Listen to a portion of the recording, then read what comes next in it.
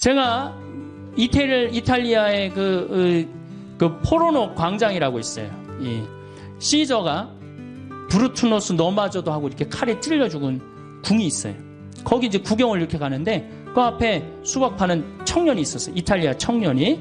그래서 내가 수박을 먹으면서 어디서 왔냐고 그러길래 한국에서 왔다니까 자기는 한국을 너무 좋아한대. 네가 한국을 왜 좋아하냐 그랬더니 한국 여자가 우선 제일 예쁘대요. 그래서 좋대요. 두 번째, 자기는 이 한국 핸드폰을 너무 좋아한대요. 그래서 무슨 얘기냐? 너 수박 팔아 먹으려고 그러는 거 아니냐? 아니라고 그러면서 카탈로그를 꺼내는데 삼성 애니콜 카탈로그를 꺼내는 거예요. 20만 원서부터 60만 원까지 쫙 갖고 있더라. 그때 제가 제일 좋은 애니콜을 갖고 갔었어요. 그래서 제가 그랬어요. 이게 제일 좋은 거다. 눈이 뒤집어지죠. mp3 되지, 캠코더 되지, 카메라 되지, 게임 되지, 텔레비전 되지. 여러분들 유럽, 프랑스, 파리 아이들이, 귀족 아이들이 제일 받고 싶은 선물이 뭐예요? 우리나라 핸드폰이에요. 그만큼 애들 착하지. 세계에서 제일 착한 애들이 대한민국 애들이에요. 여러분들 어떻게 생각하세요? 세계에서 제일 착한 애들 대한민국 애들이라는 거? 이 미국 애들은 왕따를 당하면 어떻게 해? 콜로라도에서 그랬죠? 날 왕따를 시켜 교실에다 수류탄 던지고 총으로 다 쏴주고 17명을 죽었잖아요. 독일에서도 왕따 당한 아이가 총을 갖고 와서 한 명씩 부르고 죽였어요. 우리나라 애들은 왕따 당하면 어떻게 해요? 나 하나 사라지면 되지 뭐. 이러고 옥상에 올라가고 혼자 뛰어내린단 말이야. 학원 밤 10시까지 가라고 하면 학원 가지. 왕따 당하면 혼자 옥상에서 뛰어내리지. 애들 착하지. 물건 잘 만들지. 산에 나무 많지. 먹을 거 풍부하지. 국민들이 조금만 정신을 차리면요 정말로 살기 좋은 나라 돼요. 여러분들 올해 5월 3일 날 2일 날 우리나라가 몇 도까지 올라갔어요? 33도까지 올라갔어요. 여러분들 33도 언제 올라가 봤어? 한여름 7월 15일부터 8월 15일 요 한 달 동안 올라갔죠. 제가 이제 환경제 운동도 하고 환경 강의도 하고 17년 전에 제가 환경 얘기하고 다닐 때 6월 한 20일경에 30도 올라갔을 때 난리 났었어요. 그런데 한 10년 전에는 5월 30일 날 30도가 넘는 거예요. 근데 지금은 5월 1, 2, 3에 30도가 넘어. 그런데 여러분들 우리나라에서 5월 달에 30도가 넘으면 놀랄 일이에요? 안 놀랄 일이에요? 근데 여러분들 막 뒤로 자빠져서 놀랐어요? 안 놀랐어요? 왜? 적응이 자꾸 되는 거예요. 이게 모든 환경학자들이 얘기하기엔 개구리 이론을 얘기를 합니다. 무슨 얘기냐? 개구리를 끓는 물에 집어넣으면 너무 뜨거워서 뛰쳐나간대요. 그런데 이 미지근한 물부터 1도씩 차근차근 올리면은 그게 100도가 될 때까지 뜨거운지 모르고 그냥 적응이 된대요. 그래갖고 100도 되면 끓어서 죽는 거야. 우리 인간이 똑같은 거야. 지금 더워지는데 굉장히 더워졌어.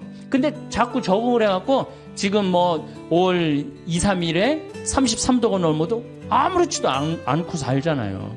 그러니까 이미 적응이 된 거야. 그러니까 5월 달부터 10월 달까지 지금 30도가 넘는단 말이야. 몇 개월이야? 5, 6, 7, 8, 9, 10. 6개월 동안은 30도가 넘는 거야. 6개월 동안은. 이미 우리나라는 아열대 지방으로 바뀌어가고 있어요. 이제 원숭이 조금 있으면 날아다닐 날도 얼마 남지 않았어요. 바나나 이제 열리면 어떻게 돼? 원숭이 날아다닐 날도 얼마 남지 않았어. 그날까지 갈지 안 갈지는 모르겠지만은. 자, 그러면은 이 적도에 있는 게 이제 문제예요. 자, 이 북극과 남극은 우리하고 연관이 많다는 얘기 이제 이해하시겠죠? 근데 이 적도가 문제예요. 적도가 어떤 문제냐?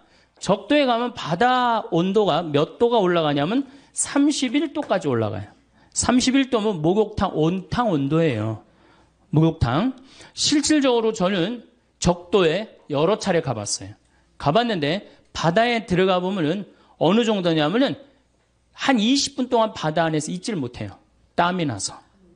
이렇게 물이 뜨끈뜨끈해요. 정말로 뜨끈뜨끈해요. 그러니까 여러분들 온탕에 가면은 이 수분이 증가합니까? 안 합니까?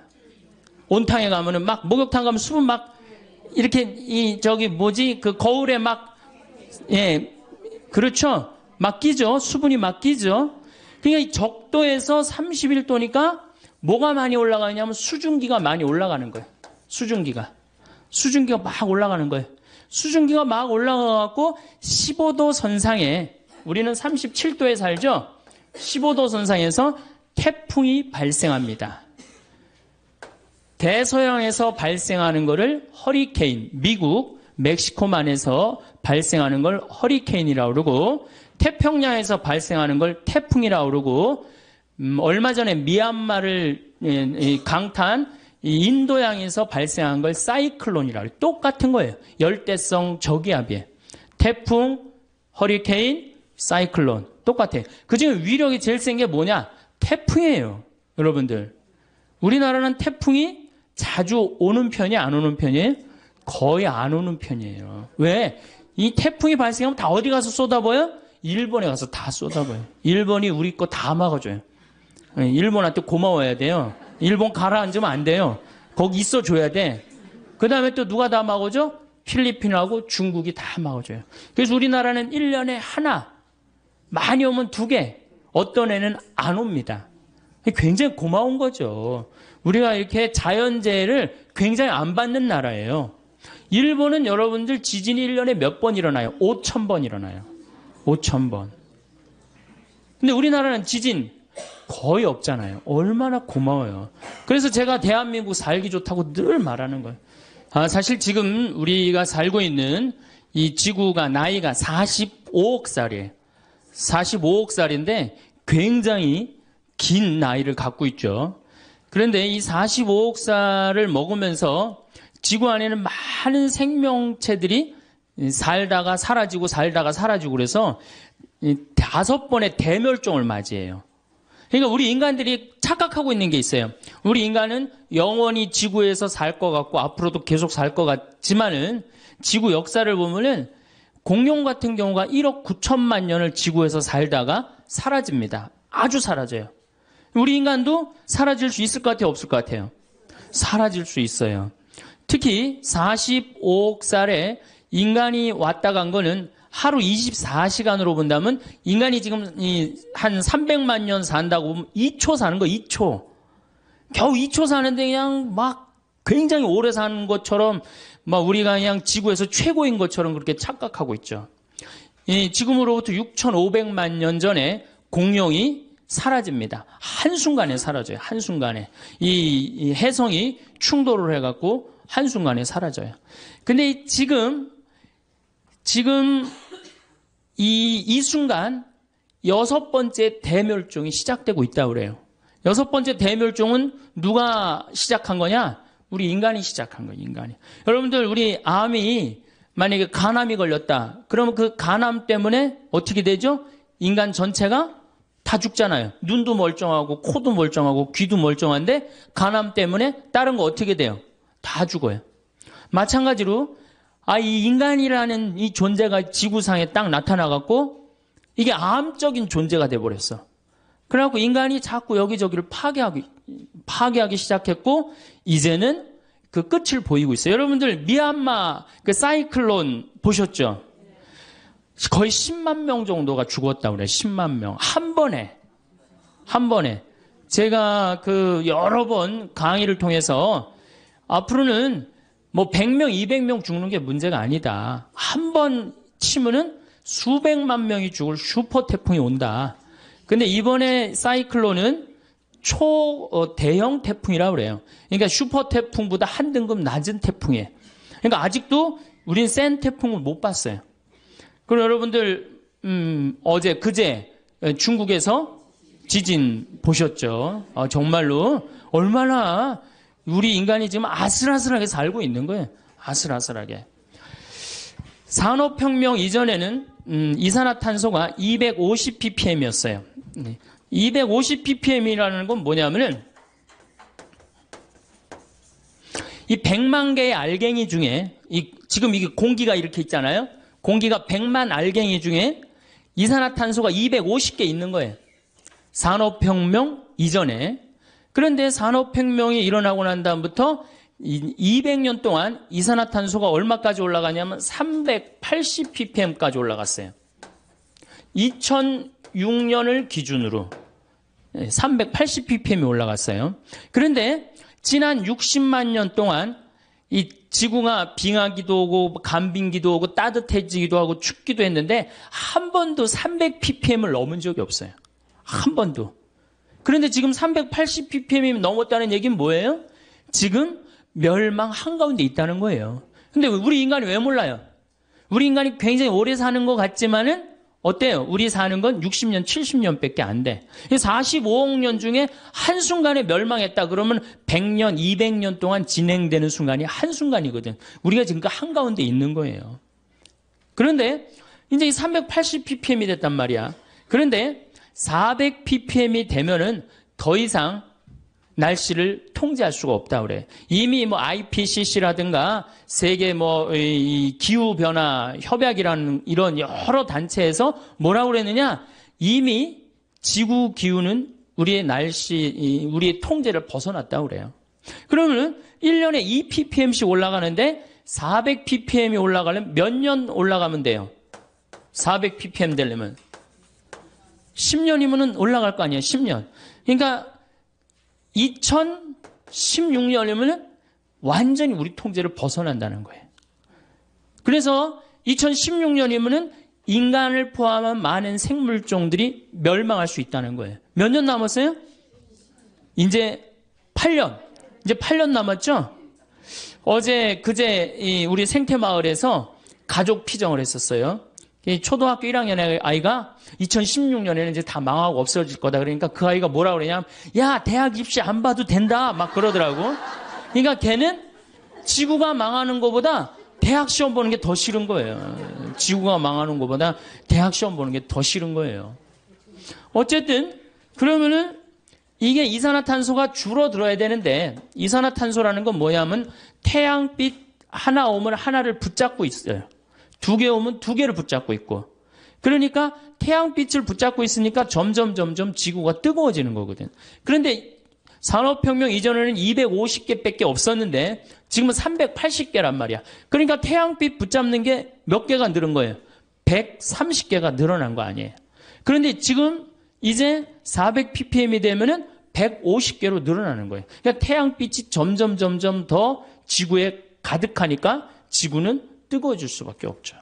그러니까 이산화탄소가 줄어들어야 되는데 이게 줄어들 기미가 안 보여요. 왜 줄어들 기미가 안 보이느냐? 250ppm에서 380ppm까지는 누가 올렸느냐?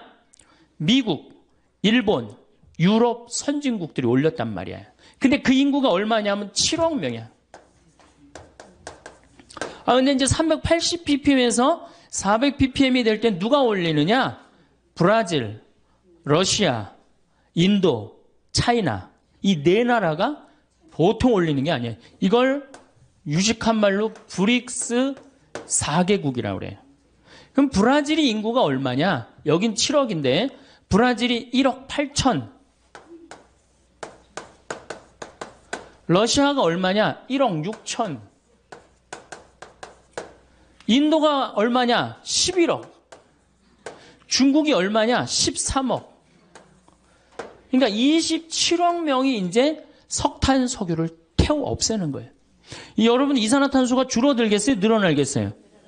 당연히 늘어나죠. 그러니까 우리 미래가 희망적이기보다는 절망적이라는 거예요. 점점 이산화탄소가 늘어나면 지구는 점점 뜨거워지는 거죠. 이게 2016년이면 우리 통제를 벗어난다는 거예요. 몇 년? 정말로? 안 남았죠? 이제 8년 남은 거, 8년. 그 아이가, 야, 대학 시험 안 봐도 된다. 그럴 정도로. 그런데 이 브라질이 석유가 엄청나게 많습니다.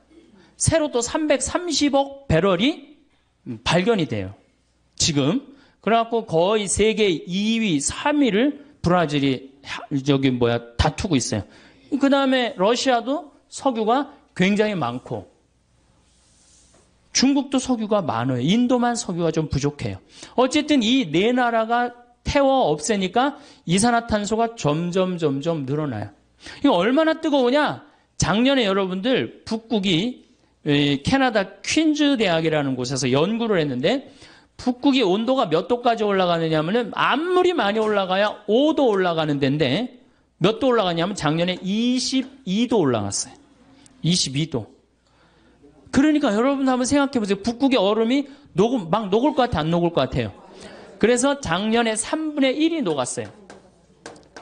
그래서 일본은 유럽을 가는데 이제는 어디로 가요? 옛날에는 이렇게 인도로 해서 돌아서 갔는데 지금 북극으로 바로 유럽을 가면 굉장히 가까워지잖아요. 그래서 북극의 항로를 개척을 할 계획을 갖고 있다는 거예요. 북극의 얼음이 녹는 것뿐만 아니고 심각한 문제는 뭐냐면은 시베리아의 얼음이 만년설이 녹는 거예요. 시베리아. 이 북극하고 남극 얘기를 좀 할게요. 시베리아 얘기는 조금 이따 하고 북극하고 남극 얘기를 좀 하면은 지구가 이렇죠? 동그랗죠? 북극의 얼음, 남극의 얼음. 이게 북극과 남극의 얼음은 여러분들하고 아무 상관없는 게 아니에요. 북극이 머니까, 남극이 머니까 나하고 아무 상관이 없는 게 아니고 북극이 있기 때문에, 남극이 있기 때문에 내가 사는 거예요. 북극과 이 지구는 하나도 쓸데없는 게 하나도 없어요. 왜 북극과 남극 때문에 우리가 사느냐?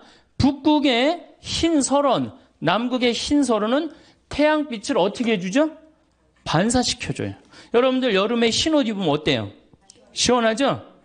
까만 옷 입으면 어떻게 돼요? 덥죠? 똑같아요. 이 북극의 흰 눈과 남극의 흰 눈은 태양빛을 반사시켜줘요. 그래서 북극과 남극을 뭐라고 부르느냐면 지구 자동 온도 조절 장치라고 그래요. 알아서 지구를 온도를 조절해 주는 거예요. 얼마나 고마워요.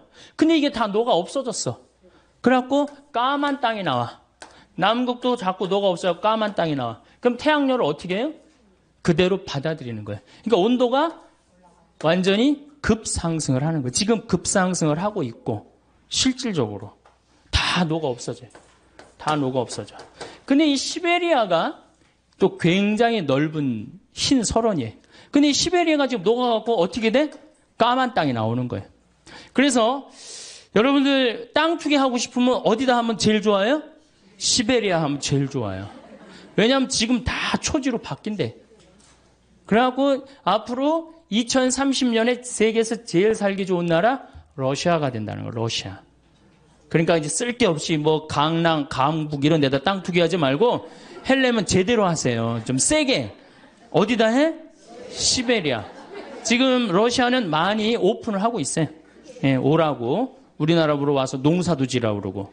예. 근데 문제는 시베리아의 흰 설원이 녹으면 여기가 이제 영구 동토층이라고 그래. 그동안 얼어갖고 여기 위에다가 집도 짓고 뭐 위에다가 건물도 많이 졌는데 지금 녹아 없어져갖고 무너져요.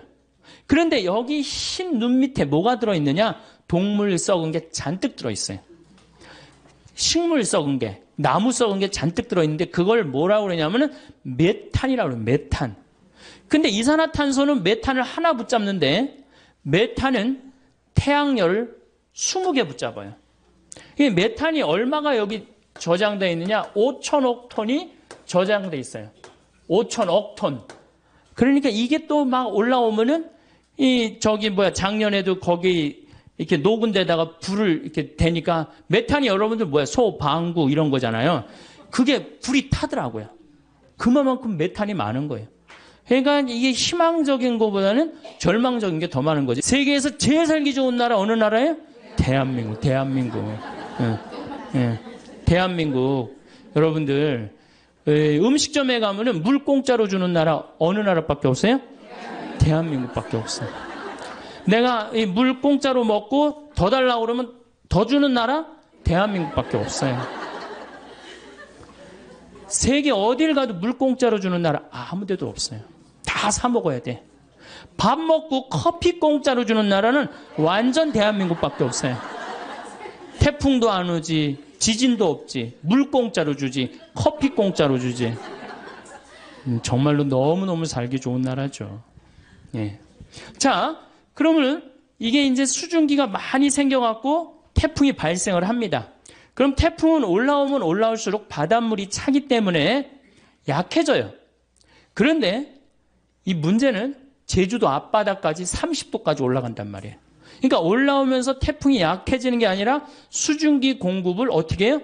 많이 받는 거예요. 수증기 공급을 계속 많이 받아갖고 한번 비가 빈님이라고 비라고 그러지 마세요, 여러분들. 얼마나 이 하느님께서 우리한테 은총 주시는 가장 좋은 표지가 뭐예요? 빈님이에요, 빈님. 우리 그러니까 조선시대에는 비 왔네 이런 글 하나도 없어요. 빈님 밤새 오셨네 이랬지. 우린 요즘 현대인들이 얼마나 건방져요. 자고 일어나는데 바깥에 땅이 젖어 있어. 그럼 뭐라 그래? 비 왔네?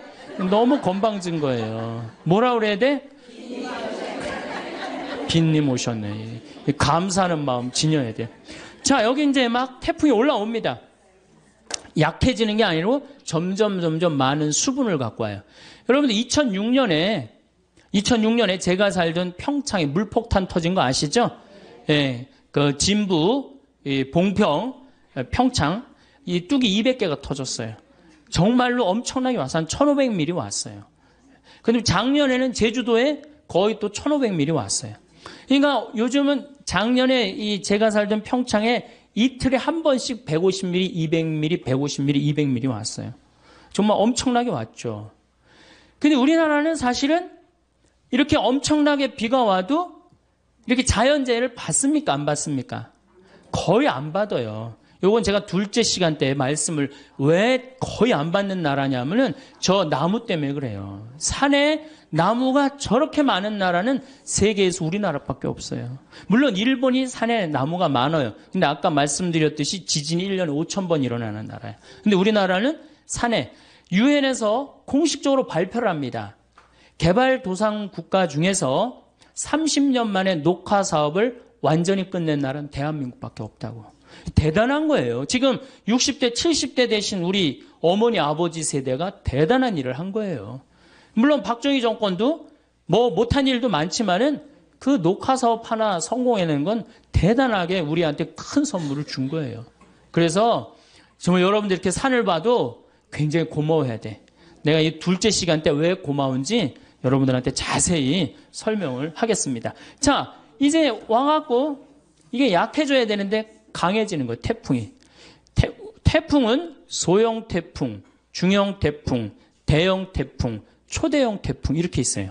이 4등급으로 나눠요. 미국은 1등급, 2등급, 3등급, 4등급, 5등급.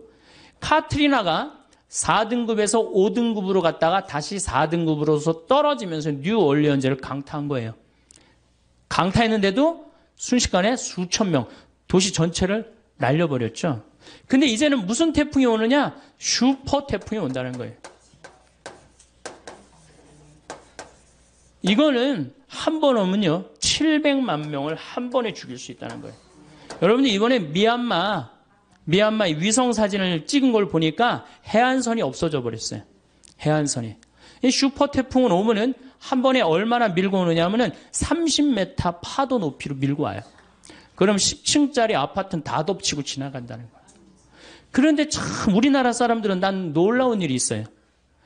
이게 자연을 안 무서워해요. 대한민국 사람들.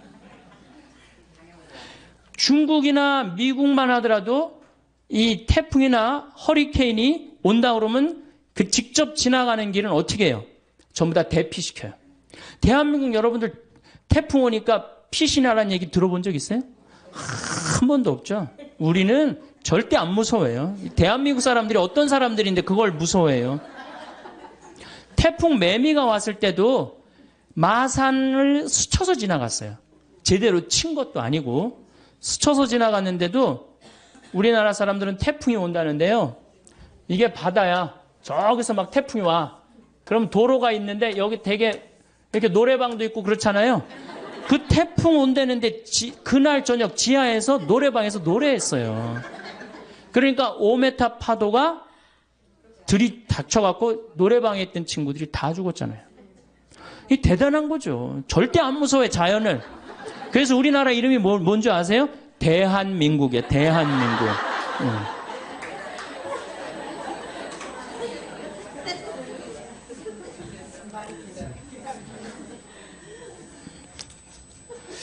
그런데 이렇게 지구가 뜨거워지는 결정적인 이유는 석유하고 석탄 때문이에요.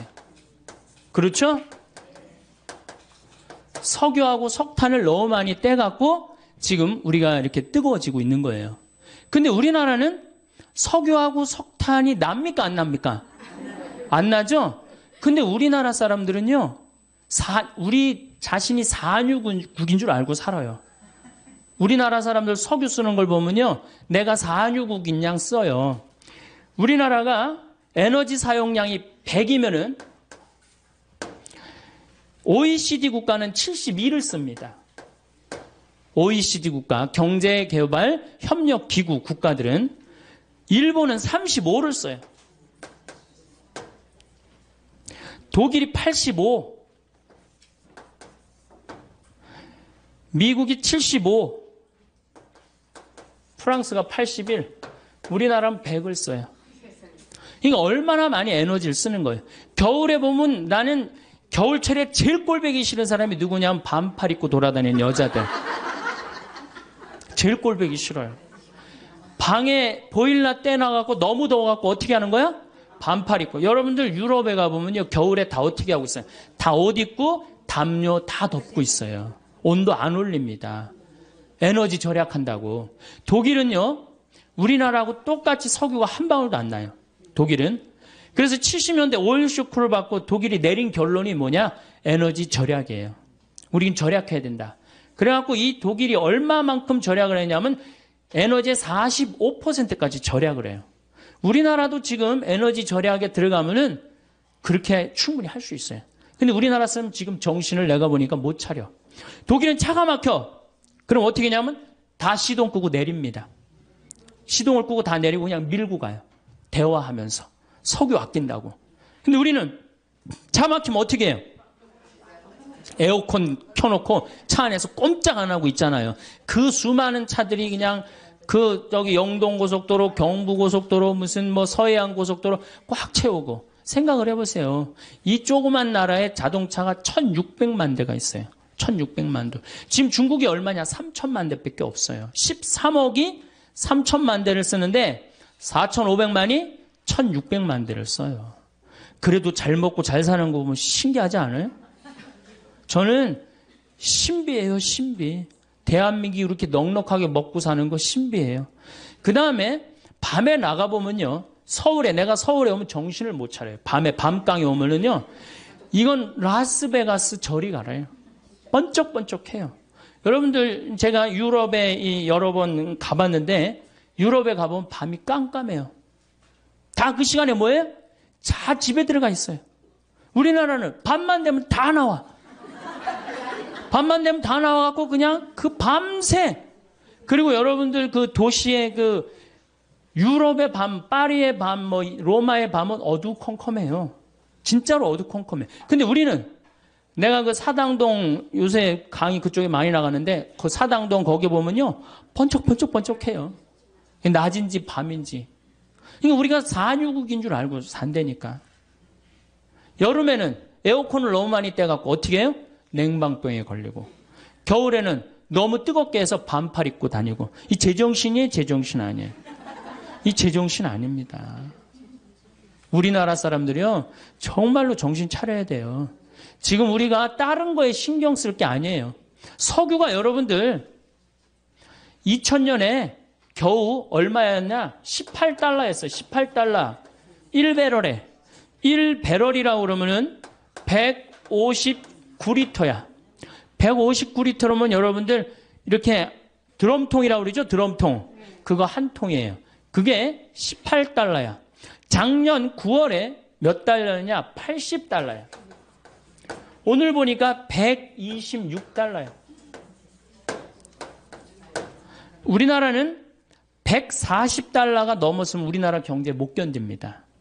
왜냐하면 작년에 3,400억 달러 정도 수입을 했는데 그 정도 수입을 했는데 석유하고 에너지만 얼마를 수입했느냐? 1,000억 달러를 했어요. 석유 단일 품목만. 그러니까 우리는 석유 다 해갖고 물건 만들어서 팔아갖고 뭘로 다 날려버려요? 석유 들어오는 걸 다 날려버려요. 만약에 우리가 에너지 절약을 30% 하면 300억 달러 절약할 수 있는 거예요. 올해는 여러분들 얼마? 석유만 1,000억 달러예요. 다른 에너지 뭐 LNG, LPG, 석탄까지 하면 1,400억 달러 정도를 수입을 한대요. 그럼 우리가 견딜 것 같아? 이미 못 견디는 선에 들어섰어요. 왜냐하면 물가가 4.5% 이렇게 올라가고 있어요, 우리. 그러니까 정말 어려운 거예요. 내가 평창에서 강의한다고 여기 강의 한번 나오면은 기름값이 딱 10만 원 들어가요. 10만 원. 그래 이제 강의도 못 다니게 생겼어요. 예. 예. 평창에서 여기 10시까지 돼서 올라오면 버스 없거든요, 아침에는. 그리고 우린 6시면 해 떨어지면 차 안 다니거든, 평창은. 그러니 어떻게 강의를 나와. 예, 참 어려운 거예요. 저는 괜찮아요. 혼자니까. 여러분들 중에 140달러 넘어 여기 반 이상은 다 절대 안 납니다. 반 이상은 또 다 부도나요. 석유값하고 교회하고 무슨 상관이냐? 여러분들 못 먹고 못 살면 성당 나갈 수 있어요, 없어요? 못 나. 헌금이라도 좀 있어야지 그래도 성당 나갈 거 아니야.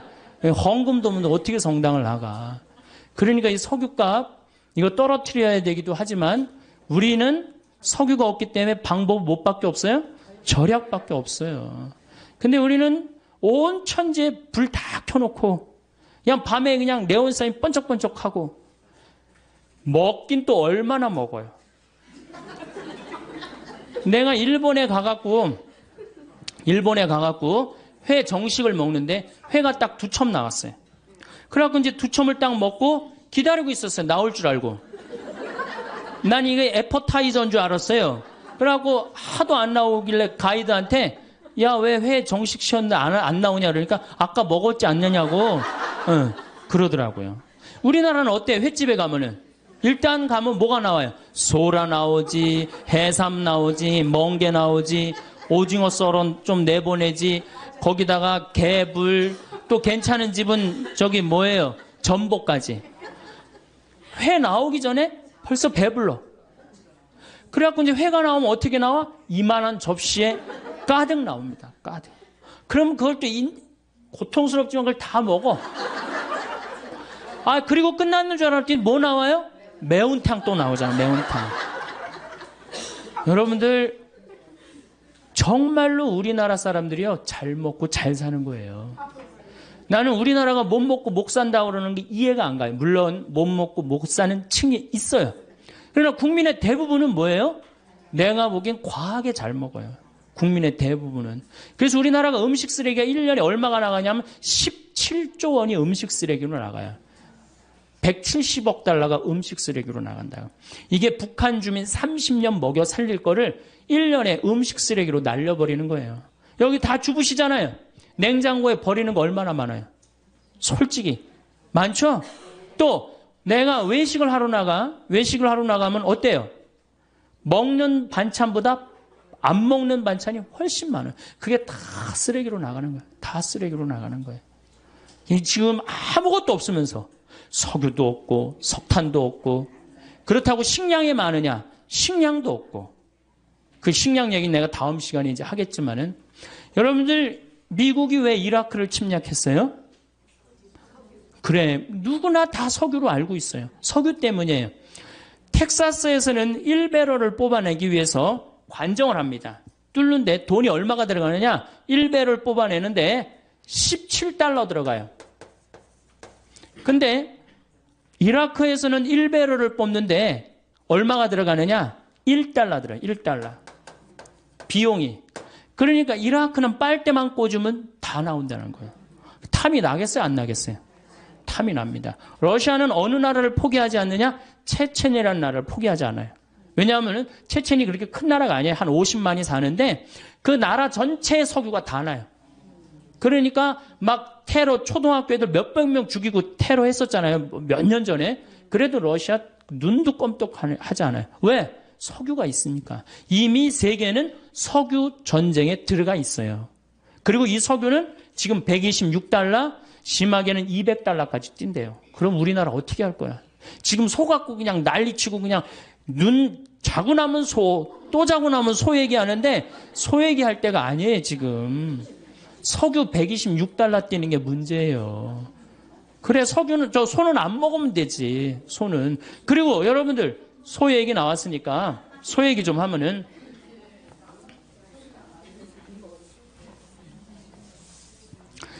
소고기 먹는 게요, 반환경적이에요. 왜 그러냐면은 20개월, 30개월 되온 소 먹잖아요. 소가 한 번 먹으면 얼마나 먹겠어? 그거를 20개월을 소가 먹어. 그러면 그 소가 먹는 거 콩이나 옥수수나 이런 거 소가 먹거든요. 그럼 그 우리가 먹으면 어때? 사람이 먹으면 훨씬. 그러니까 내가 소고기 1인분을 먹으면은 20명 분을 먹는 거하고 똑같은 거예요. 후진국 사람들 20명분을 먹는 거하고 똑같은 거예요. 그러니까 고기를 많이 먹으면 많이 먹을수록 반환경적이야. 가능한 한 뭘 먹으면 좋아? 야채를 많이 먹으면 좋아. 야채, 채소 종류. 예. 이걸 많이 먹는 게 오히려 환경적이다. 그래서 고기를 먹으면 지구 환경을 파괴하는데 일조하는 거다. 이렇게 생각하시면 돼요. 그래서 청국장, 된장, 간장 이런 거하고 밥, 현미밥하고 먹는 게 최고 좋은 거예요. 그러면 이제 자, 석유가 이제 126달러까지 올라갔어요. 근데 우리나라 사람들은 아주 에너지를 펑펑 써요. 낮이고 밤이고. 근데 우리나라가 왜 이렇게 잘 살아요? 신기하지 않아요? 똑똑한 머리 때문에 그래요. 사실은. 이미 5년 동안 우리나라는 배 수주를 다 끝냈어요. 자동차 잘 만듭니다. 차, 제가 유럽에 가갖고, 뭐, 다른 나라에 가갖고, 뭐, 벤츠, 크라이슬러, 뭐, BMW 다 타봤어요. 왜냐면 택시가 걔네들은 다 그런 거예요. 그래갖고 다 타봤는데, 우리나라 그랜저만 못해요. 얼마나 좋은데요. 사실 실질적으로 2년 연속 그랜저가 유럽 차 선호도 1위예요. 지금 막 우리나라에서 막 외제차 타고 다니는 사람들 다 정신 나간 사람들이에요. 죄송한 얘기지만. 왜? 그거보다 훨씬 좋은 차 우리나라 차 있는데 왜 다른 나라 차를 사요? 그거 한번 고장나면 부속품 사기도 힘들대는데. 우리 그냥 고장나면 제깍제깍 동네에서 다 할 수 있는 건데. 우리나라 차 좋습니다. 차 잘 만들죠. 배 잘 만들죠. 핸드폰 잘 만들죠. 핸드폰. 제가 항상 하는 얘기지만 이 핸드폰 하나로 300억 달러를 수출해요. 저는 우리나라 사람들 대단하다고 생각해요. 근데 우리나라는 지금 많은 에너지를 어디에 의존하느냐? 원자력 발전소에 의존을 합니다. 우리나라가 지금 원자력 발전소 16기가 돌아가요. 16기. 근데 지금 전기의 40%는 원자력에 의존하는 거예요, 우리나라가. 1986년 4월 26일 날, 벌써 22년 전 얘기죠. 이 소련이죠. 소련의 이 체르노빌 원자력 발전소가 터집니다. 기억나시죠? 예. 그때 터졌을 때 30만 명이 죽었어요. 그리고 지금도 500만 명이 고통을 호소하고 있다고 그래요. 한 번 터지면 반경 100km 못 살아요. 그리고 이 체르노빌 원자력 발전소 터져갖고 어떻게 그 방사능을 처리할 수가 없어갖고 지금 콘크리트로 막아놨어요. 근데 아직도 끓고 있다고 그래요. 10만 년 동안 끓는다고 그래요. 10만 년 동안. 방사능이 그 안에서. 근데 우리나라는 이게 남쪽에 16개가 지금 돌아가고 있어요. 물론 이게 에너지가 없는 나라에서 원자력은 매력이 있습니다. 그렇지만 방사능 폐기물, 여러분 핵 폐기물 얘기 많이 들었죠? 그거 이제 어디다 버릴 데가 없는 거. 내가 월성 원자력 발전소에 들어가 보니까 핵 폐기물을 쌓아놨는데 5단, 6단으로 쌓아놨어요. 갈 데가 없어요. 벌써 한 7, 8년 전에. 그러니까 이거를 이제 저장고를 만든다고 우리나라가 얼마나 갈등을 일으켰어요. 그런데 여러분들 막 우리 동네는 안 된다고 그러지만은 여러분들 누구 때문에 지금 전기 쓰는 거예요? 원자력 발전소 때문에 전기 쓰는 거예요. 그래갖고 왜 앞으로 2015년에 26기가 더 돌아간대요. 그러니까 총 26기가. 왜 이렇게 원자력 발전소를 많이 만드느냐? 그 원자력 발전소 IAEA 위원이라는 분한테 물어봤어요. 그랬더니 에어컨 때문이래요. 여름에 에어컨을 너무 많이 떼갖고 순간 출력이 올라가갖고 전기가 딱 차단이 되면은 산업시설이 얼마 전에 그랬죠. 산업시설이 한번 수백억, 수천억이 다 날아간다는 거예요. 근데 그게 이유가 뭐야? 에어컨 때문이라는 거예요. 여름엔 좀 더우면은 좀 이렇게 선풍기 좀 틀고 그러면 되는데 우리나라는 이게 산유국인 줄 알고 착각을 하고 막 들이대 대는 거예요. 이거 정말로 걱정이에요. 그래서 원자력 발전소는 더 세우지 말고 정말로 우리가 가야 되는 건 뭐냐? 풍력 발전기하고 태양광 발전기예요. 근데 우리나라는 사실 풍력이 좀 약합니다. 덴마크나 독일, 특히 덴마크 같은 경우는 2030년에는 전체 전력을 다 풍력으로 한대요. 그러니까 이런 나라들은 우리는 소 때문에 그냥 정신을 못 차리는데 이런 나라들은 이미 오래전부터 미래에 어떻게 될 것이다 예측을 하고 다 국가적으로 준비를 하는 거야. 근데 우리는 다 뒷북을 치고 있는 거예요. 지금 조금만 있으면 $130 올라가면요. 우리나라 못 견딥니다. 지금 소 때문에 지금 국민들이 정신 못 차릴 때가 아니에요. 지금 석유값 올라가는 거 어떻게 하면은 이 석유값을 우리가 대처를 해갖고 이 난관을 헤쳐나가야 되느냐. 이게 더 큰 문제지. 소는 아까 말씀대로 안 먹으면 되는 거야. 안 먹으면. 그거 내가 조금 더 채소 더 먹고 뭐라 그래요. 그래서 베지타리언이라고 그러잖아요. 그래서 여러분들 그거 먹으면 되는 건데 이 석유는 안 쓸 수가 없잖아요. 우리 경제 직결된 거 아니에요. 그러니까 우리는 지금 에너지 절약에 더 많은 신경을 써야 되는 거예요.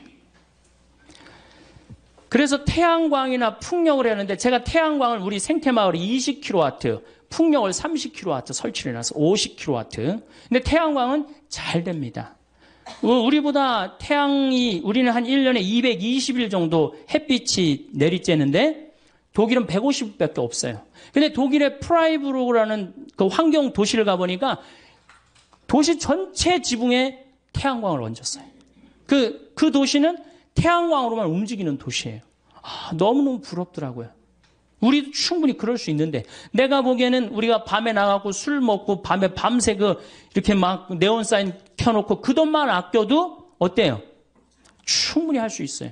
그러니까 우리나라 국민들이 건강한 정신으로 갈 때 자연환경도 어떻게 돼요? 건강해지는 거예요. 이건 그냥 애들은 애들대로 밤 10시에 학원에 지치고 아버지는 아버지대로 밤 10시에 술집에 돌아다니고 엄마는 엄마대로 밤 10시까지 텔레비 보고 앉아있고 텔레비 보면 뭐가 나와요? 그랬더니 뭐 전기세가 나온다고 그러더라고. 텔레비 보면 전기세 나오고. 그래서 미래는 뭘로 가야 되느냐? 태양광이나 풍력으로. 이걸 재생 가능한 에너지라고 합니다. 근데 이게 여성들이 그걸 알아야 돼요. 깨달아야 돼요. 재생 가능한 에너지를 조금 더, 물론 지금 굉장히 비싸요. 그거 설치하고 그러는데, 근데 제 생각에는 국민들이 조금만 의식이 올라가면은 우리나라 국민들은요, 굉장히 똑똑하기 때문에 금방 그런 문제들을 해결해 나갈 수가 있어요. 그래서 환경이라는 문제는 이제는 교황님이 그랬어요. 뭐라고 그러셨느냐 하면은 환경은 몇몇 환경 운동가가 하는 일이 아니다. 이제는 누가 하는 거다? 지구에서 사는 모든 한 명 한 명이 다 환경 운동가가 돼야 된다. 그래서 여러분들도 코드 같은 경우도 드라큘라라고 그러잖아요. 드라큘라. 전기 10%의 전기를 계속 쓰는 거예요. 코드 꽂아두면은. 그럼 코드 같은 거 빼두고 냉장고 꽉꽉 안 채우고 때마다 벼두고 사서 막 하지 말고 그런 하나하나의 노력이 이 지구 환경을 건강하게 만드는 거예요. 지구온난화는 제 생각에는 이게 지금 정말로 절박한 거예요. 절박한 거고 그런데 왜 우리나라는 절박하게 느껴지지 않아요? 37도, 38도에 사는 사람들은 맨 마지막으로 느낍니다. 어디 사람들이 절박하게 늘려요? 투발루라는 나라 없어져 버려가고 있어요. 남태평양에 있는 섬나라인데 9개 섬으로 돼 있는데 2개 섬이 없어져 버렸어요. 물에 잠겨갖고. 이게 해수면이 높아져갖고. 그 다음 벵골만이라고 이 방글라데시 앞에 이 굉장히 넓은 이 섬인데 반 이상이 잠겨버렸어요. 문선은 있는데 뭐가 없어? 땅 문선이 있는데 다 어디에 잠겨버렸어? 바다에 다 잠겨버렸어요. 이게 전부 다 극지방, 북극, 남극, 적도는 고통스러운데 우리는 맨 마지막에 오는 거예요. 맨 마지막까지 시집가고 장가가고 먹고 마시다가 하느님이 홍수를 내리칠 때 노아 방주에 몇 명밖에 못 들어갔듯이 우리도 정신을 못 차리면 그렇게 되는 거예요. 지금 다른 데 정신 집중할 때가 아니에요. 정말로 정신 집중할 때는 환경, 지구온난화. 그런 주부가 할 일이 뭐냐? 주부가 할 일이 가장 큽니다. 여러분들의 에너지를 가장 많이 쓰는 분들 중에 한 분이에요. 가정에너지. 그래서 그 에너지를 줄이는 역할을 이제는 정말로 공부를 해가면서 하나하나 개척을 해나갈 때, 또 실천을 해나갈 때 지구 환경은 아름답게 보존이 될 거라고 생각을 합니다. 이제 10분 쉬었다가 또 식량, 에너지에 대한 얘기를 또 하도록 하겠습니다. 예, 감사합니다. 사실 지금 우리가 살고 있는 이 지구가 나이가 45억 살이에요. 45억 살인데 굉장히 긴 나이를 갖고 있죠. 그런데 이 45억 살을 먹으면서 지구 안에는 많은 생명체들이 살다가 사라지고 살다가 사라지고 그래서 5번의 대멸종을 맞이해요. 그러니까 우리 인간들이 착각하고 있는 게 있어요. 우리 인간은 영원히 지구에서 살 것 같고 앞으로도 계속 살 것 같지만은 지구 역사를 보면은 공룡 같은 경우가 1억 9천만 년을 지구에서 살다가 사라집니다. 아주 사라져요. 우리 인간도 사라질 수 있을 것 같아요? 없을 것 같아요? 사라질 수 있어요. 특히 45억 살에 인간이 왔다 간 거는 하루 24시간으로 본다면 인간이 지금 한 300만 년 산다고 보면 2초 사는 거 2초. 겨우 2초 사는데 그냥 막 굉장히 오래 사는 것처럼 막 우리가 그냥 지구에서 최고인 것처럼 그렇게 착각하고 있죠. 지금으로부터 6,500만 년 전에 공룡이 사라집니다. 한순간에 사라져요. 한순간에. 이 해성이 충돌을 해갖고 한순간에 사라져요. 근데 지금 이 순간 6번째 대멸종이 시작되고 있다고 그래요. 6번째 대멸종은 누가 시작한 거냐? 우리 인간이 시작한 거예요. 인간이. 여러분들 우리 암이 만약에 간암이 걸렸다. 그러면 그 간암 때문에 어떻게 되죠? 인간 전체가 다 죽잖아요. 눈도 멀쩡하고 코도 멀쩡하고 귀도 멀쩡한데 간암 때문에 다른 거 어떻게 돼요? 다 죽어요. 마찬가지로 이 인간이라는 이 존재가 지구상에 딱 나타나갖고 이게 암적인 존재가 돼버렸어. 그래갖고 인간이 자꾸 여기저기를 파괴하기 시작했고 이제는 그 끝을 보이고 있어요. 여러분들 미얀마 그 사이클론 보셨죠? 거의 10만 명 정도가 죽었다고 그래요. 10만 명. 한 번에. 제가 그 여러 번 강의를 통해서 앞으로는 뭐 100명, 200명 죽는 게 문제가 아니다. 한 번 치면은 수백만 명이 죽을 슈퍼 태풍이 온다. 근데 이번에 사이클론은 대형 태풍이라고 그래요. 그러니까 슈퍼 태풍보다 한 등급 낮은 태풍이에요. 그러니까 아직도 우린 센 태풍을 못 봤어요. 그리고 여러분들 그제 중국에서 지진 보셨죠? 정말로 얼마나 우리 인간이 지금 아슬아슬하게 살고 있는 거예요. 아슬아슬하게. 산업혁명 이전에는 이산화탄소가 250ppm이었어요. 250ppm이라는 건 뭐냐면은 이 100만 개의 알갱이 중에 지금 이게 공기가 이렇게 있잖아요. 공기가 100만 알갱이 중에 이산화탄소가 250개 있는 거예요. 산업혁명 이전에. 그런데 산업혁명이 일어나고 난 다음부터 200년 동안 이산화탄소가 얼마까지 올라가냐면 380ppm까지 올라갔어요. 2006년을 기준으로 380ppm이 올라갔어요. 그런데 지난 60만 년 동안 이 지구가 빙하기도 오고 간빙기도 오고 따뜻해지기도 하고 춥기도 했는데 한 번도 300ppm을 넘은 적이 없어요. 한 번도. 그런데 지금 380ppm이 넘었다는 얘기는 뭐예요? 지금 멸망 한가운데 있다는 거예요. 근데 우리 인간이 왜 몰라요? 우리 인간이 굉장히 오래 사는 것 같지만은 어때요? 우리 사는 건 60년, 70년밖에 안 돼. 45억 년 중에 한순간에 멸망했다 그러면 100년, 200년 동안 진행되는 순간이 한순간이거든. 우리가 지금 그 한가운데 있는 거예요. 그런데 이제 380ppm이 됐단 말이야. 그런데 400ppm이 되면은 더 이상 날씨를 통제할 수가 없다 그래. 이미 뭐 IPCC라든가 세계 이 기후 변화 협약이라는 이런 여러 단체에서 뭐라고 그랬느냐? 이미 지구 기후는 우리의 우리의 통제를 벗어났다고 그래요. 그러면 1년에 2ppm씩 올라가는데 400ppm이 올라가려면 몇 년 올라가면 돼요? 400ppm 되려면 10년이면은 올라갈 거 아니에요. 10년. 그러니까 2016년이면은 완전히 우리 통제를 벗어난다는 거예요. 그래서 2016년이면은 인간을 포함한 많은 생물종들이 멸망할 수 있다는 거예요. 몇 년 남았어요? 이제 8년. 이제 8년 남았죠? 그제 우리 생태마을에서 가족 피정을 했었어요. 초등학교 1학년의 아이가 2016년에는 이제 다 망하고 없어질 거다. 그러니까 그 아이가 뭐라 그러냐면, 야, 대학 입시 안 봐도 된다. 막 그러더라고. 그러니까 걔는 지구가 망하는 것보다 대학 시험 보는 게 더 싫은 거예요. 지구가 망하는 것보다 대학 시험 보는 게 더 싫은 거예요. 어쨌든 그러면은 이게 이산화탄소가 줄어들어야 되는데, 이산화탄소라는 건 뭐냐면 태양빛 하나 오면 하나를 붙잡고 있어요. 2개 오면 2개를 붙잡고 있고. 그러니까 태양빛을 붙잡고 있으니까 점점 지구가 뜨거워지는 거거든. 그런데 산업혁명 이전에는 250개밖에 없었는데 지금은 380개란 말이야. 그러니까 태양빛 붙잡는 게 몇 개가 늘은 거예요? 130개가 늘어난 거 아니에요. 그런데 지금 이제 400ppm이 되면은 150개로 늘어나는 거예요. 그러니까 태양빛이 점점 더 지구에 가득하니까 지구는 뜨거워질 수밖에 없죠. 그러니까 이산화탄소가 줄어들어야 되는데, 이게 줄어들 기미가 안 보여요.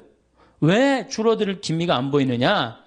250ppm에서 380ppm까지는 누가 올렸느냐? 미국, 일본, 유럽 선진국들이 올렸단 말이에요. 근데 그 인구가 얼마냐면 7억 명이야. 근데 이제 380ppm에서 400ppm이 될 때 누가 올리느냐? 브라질, 러시아, 인도, 차이나, 이 네 나라가 보통 올리는 게 아니에요. 이걸 유식한 말로 브릭스 4개국이라고 그래요. 그럼 브라질이 인구가 얼마냐? 여긴 7억인데 브라질이 1억 8천.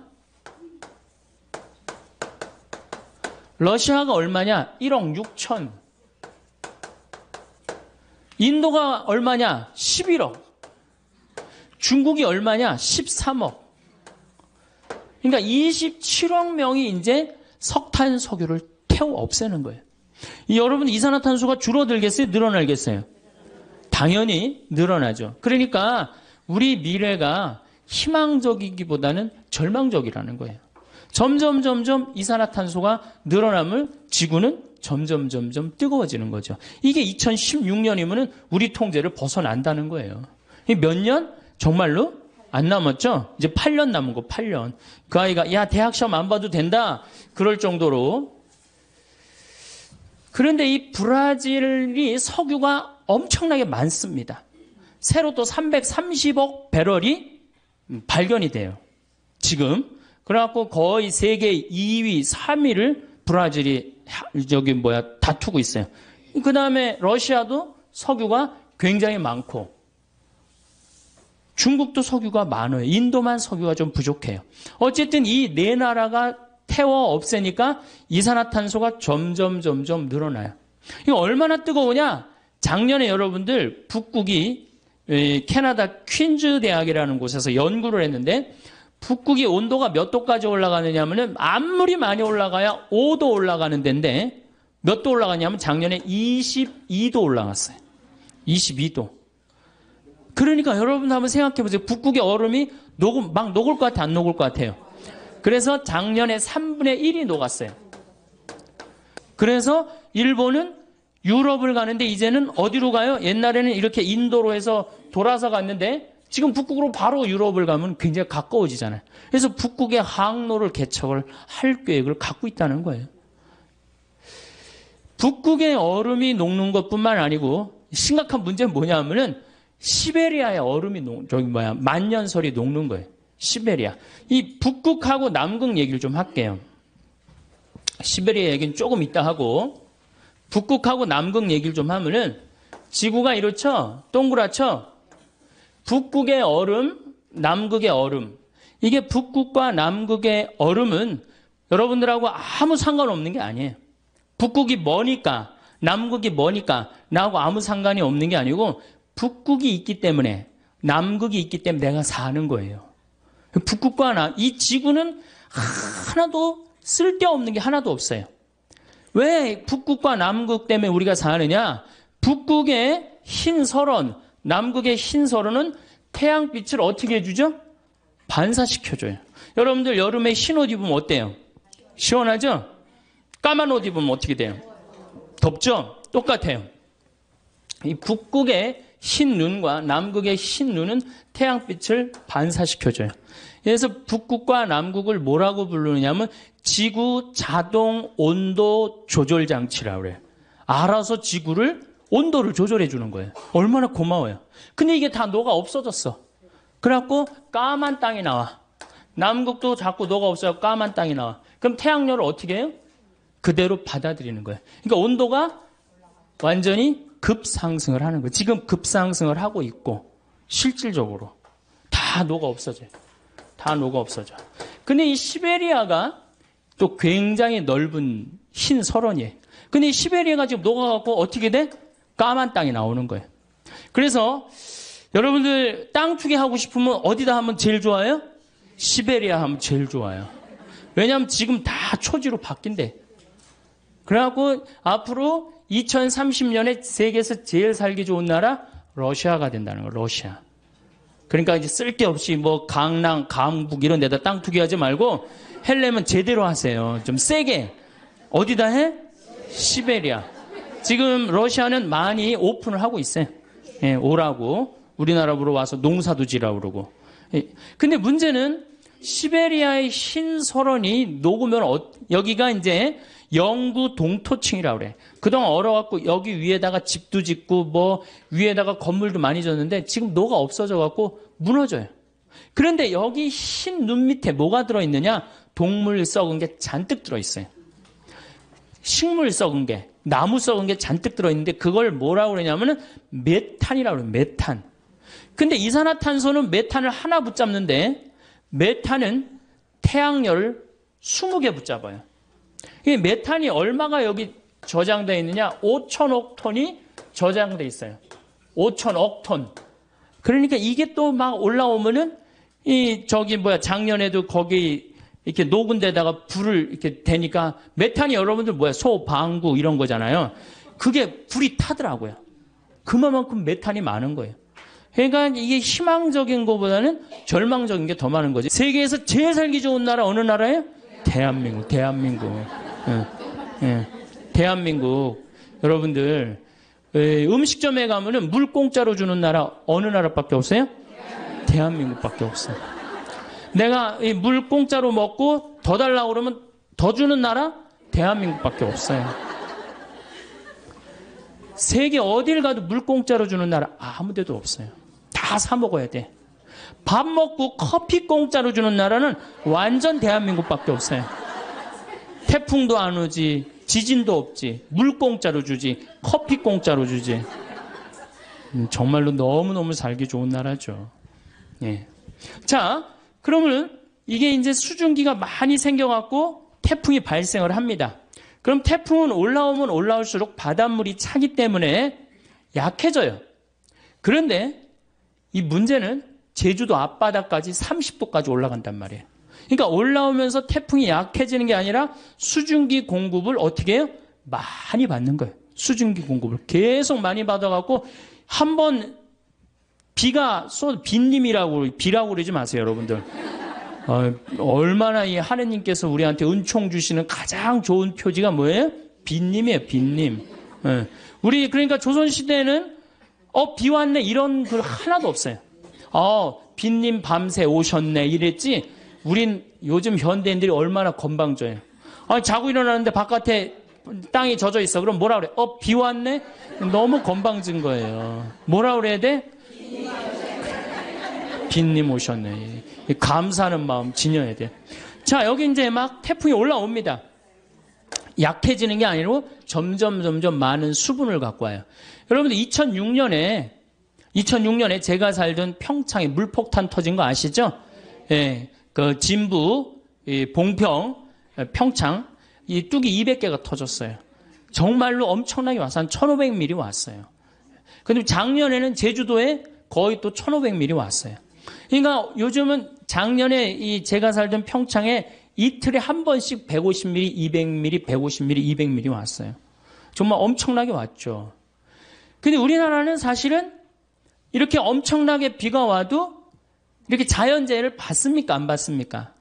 거의 안 받아요. 요건 제가 둘째 시간 때 말씀을 왜 거의 안 받는 나라냐면은 저 나무 때문에 그래요. 산에 나무가 저렇게 많은 나라는 세계에서 우리나라밖에 없어요. 물론 일본이 산에 나무가 많아요. 근데 아까 말씀드렸듯이 지진이 1년에 5,000번 일어나는 나라예요. 근데 우리나라는 산에 유엔에서 공식적으로 발표를 합니다. 개발도상 국가 중에서 30년 만에 녹화 사업을 완전히 끝낸 나라는 대한민국밖에 없다고. 대단한 거예요. 지금 60대, 70대 되신 우리 어머니, 아버지 세대가 대단한 일을 한 거예요. 물론 박정희 정권도 뭐 못한 일도 많지만은 그 녹화 사업 하나 성공해낸 건 대단하게 우리한테 큰 선물을 준 거예요. 그래서 정말 여러분들 이렇게 산을 봐도 굉장히 고마워해야 돼. 내가 이 둘째 시간 때 왜 고마운지 여러분들한테 자세히 설명을 하겠습니다. 자, 이제 와갖고 이게 약해져야 되는데 강해지는 거예요. 태풍이. 태풍은 소형 태풍, 중형 태풍, 대형 태풍, 초대형 태풍 이렇게 있어요. 이 4등급으로 나눠요. 미국은 1등급, 2등급, 3등급, 4등급, 5등급. 카트리나가 4등급에서 5등급으로 갔다가 다시 4등급으로서 떨어지면서 뉴올리언즈를 강타한 거예요. 강타했는데도 순식간에 수천 명, 도시 전체를 날려버렸죠. 근데 이제는 무슨 태풍이 오느냐? 슈퍼 태풍이 온다는 거예요. 이거는 한 번 오면요 700만 명을 한 번에 죽일 수 있다는 거예요. 여러분들 이번에 미얀마 위성 사진을 찍은 걸 보니까 해안선이 없어져 버렸어요. 해안선이. 이 슈퍼 태풍은 오면은 한 번에 얼마나 밀고 오느냐 하면은 30m 파도 높이로 밀고 와요. 그럼 10층짜리 아파트는 다 덮치고 지나간다는 거예요. 그런데 참 우리나라 사람들은 난 놀라운 일이 있어요. 이게 자연을 안 무서워해요. 대한민국 사람들. 중국이나 미국만 하더라도 이 태풍이나 허리케인이 온다 그러면 그 직접 지나가는 길은 어떻게 해요? 전부 다 대피시켜요. 대한민국 여러분들 태풍 오니까 피신하라는 얘기 들어본 적 있어요? 한 번도 없죠. 우리는 절대 안 무서워해요. 대한민국 사람들이 어떤 사람들인데 그걸 무서워해요. 태풍 매미가 왔을 때도 마산을 스쳐서 지나갔어요. 제대로 친 것도 아니고 스쳐서 지나갔는데도 우리나라 사람들은 태풍이 온다는데요. 이게 바다야. 저기서 막 태풍이 와. 그럼 도로가 있는데 여기 되게 이렇게 노래방도 있고 그렇잖아요. 그 태풍 온다는데 그날 저녁 지하에서 노래방에서 노래했어요. 그러니까 5m 파도가 들이닥쳐갖고 노래방에 있던 친구들이 다 죽었잖아요. 이 대단한 거죠. 절대 안 무서워해 자연을. 그래서 우리나라 이름이 뭔지 아세요? 대한민국이에요. 대한민국.